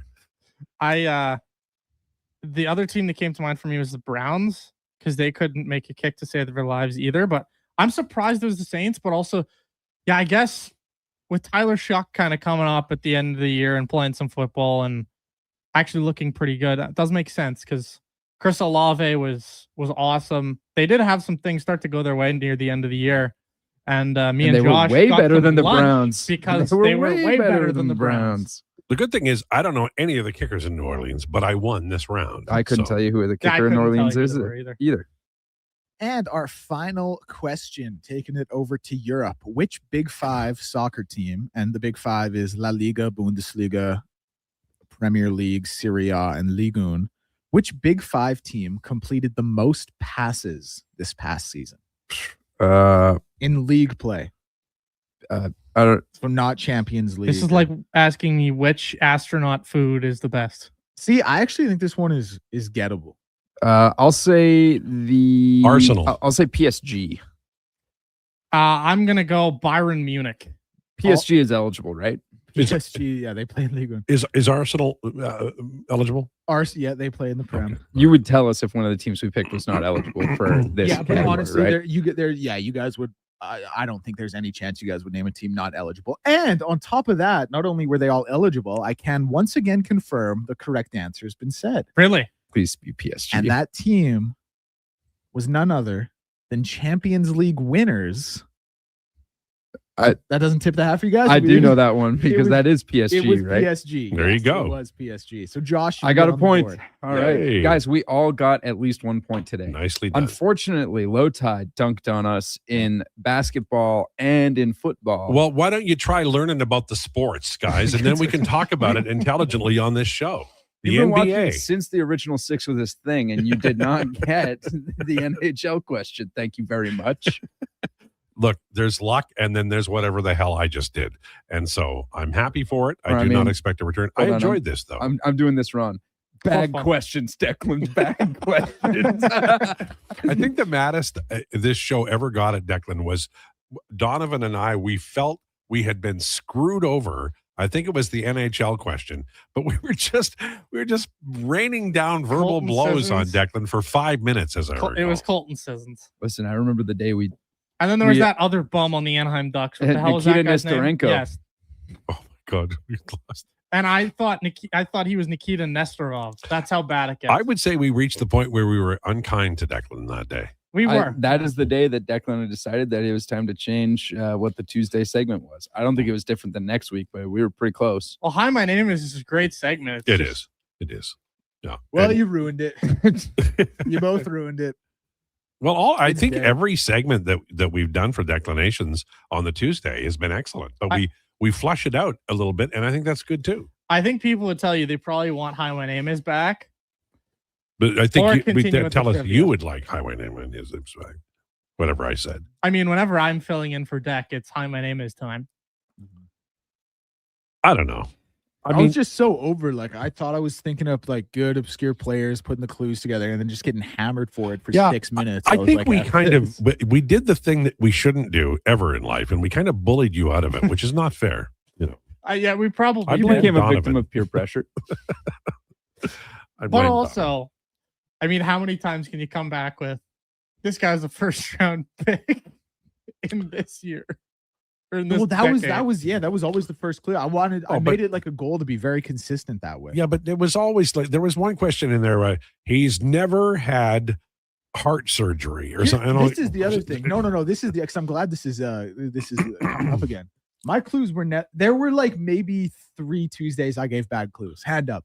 For the most part, and the text line agreed with me with this. They were all pretty gettable despite the complaining. Well, the text line is often your relatives.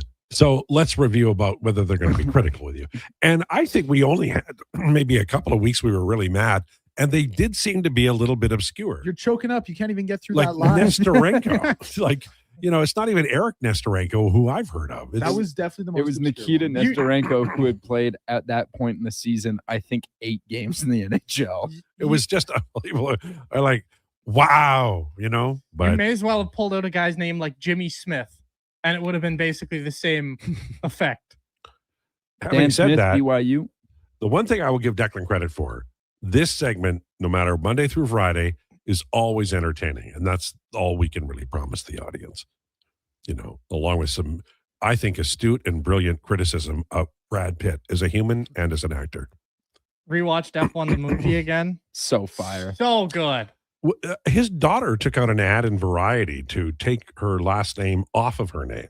Yes. Mhm. Yeah. I did not read that, but I I didn't can't read it. imagine it's good. So, do you want to reset what you said about his parenting in the movie Moneyball? In what world? Because does I his think that parenting was in a movie reflection. reflect Well, it what he is reflects in how real he felt. He life? thought he was doing a good It's job not in the that movie. He didn't write and he the probably script. thought he was doing a real good job in real life, and yet we have the results. But also, like, if that's the way the script was written, I don't understand why you're not more critical of the real Billy Bean. No, I feel as though this just is like, a no, Brad no. Pitt problem. Okay. I don't need to go after Billy Bean. It's Brad Pitt.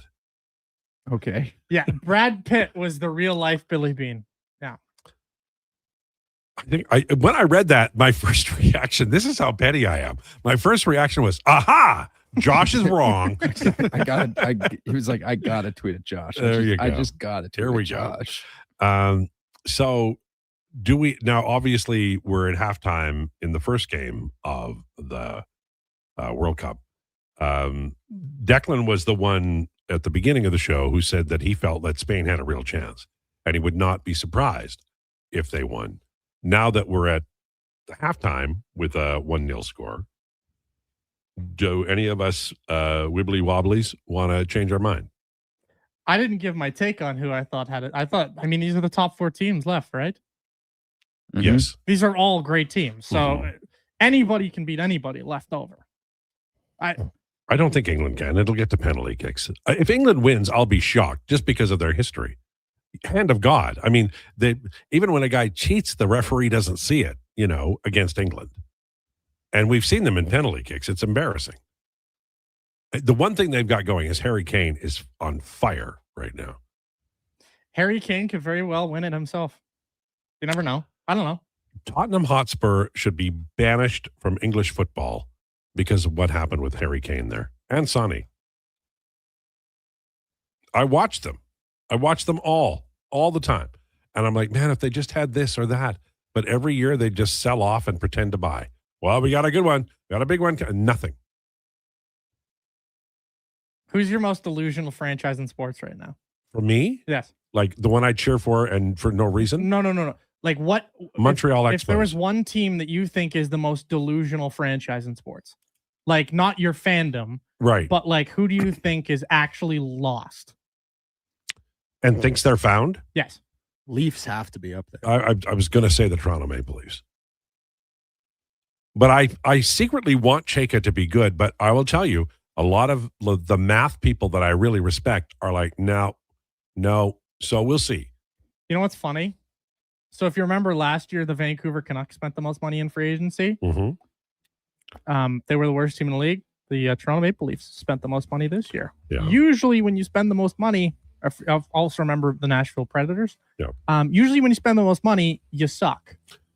So I'm not expecting good things for the Toronto Maple Leafs. And well, you're just making the nation happy by saying this. I know I am. Yeah. All right. Thanks so much for tuning into the Lowdown. We have Kevin McCurdy tomorrow as our feature guest. Please enjoy your day. Jason Krueger on the way. This is a Sports 1440 update. Brought to you by Sean Cunningham of Remax Real Estate. For your next move in the Edmonton or area, call or text Sean directly at 780-265-0165. The NBA is opening a second investigation into Kawhi Leonard and the LA Clippers. Nick Robertson and the Pittsburgh Penguins have avoided arbitration with a 2-year deal at $3.25 million AAV. Macklin Celebrini has been named cover athlete of NHL 27, and Zach Caleros is back practicing with the Blue Bombers. Drew Brown still taking the first-team reps for the club. FIFA World Cup action at halftime. Spain leading France 1-0. That one coming via spot kick in at the 22nd minute. We'll see England and Argentina tomorrow, and the MLB All-Star game tonight with with the AL and NL squads, Dylan Cease and Christopher Sanchez on the mounds for both teams. I'm Declan Krueger. This has been a Sports 1440 update. Sports 1440 in West Edmonton Mall and Wetaskiwin. CKJR is a Stingray radio station. Download the free radio player app and listen wherever you go.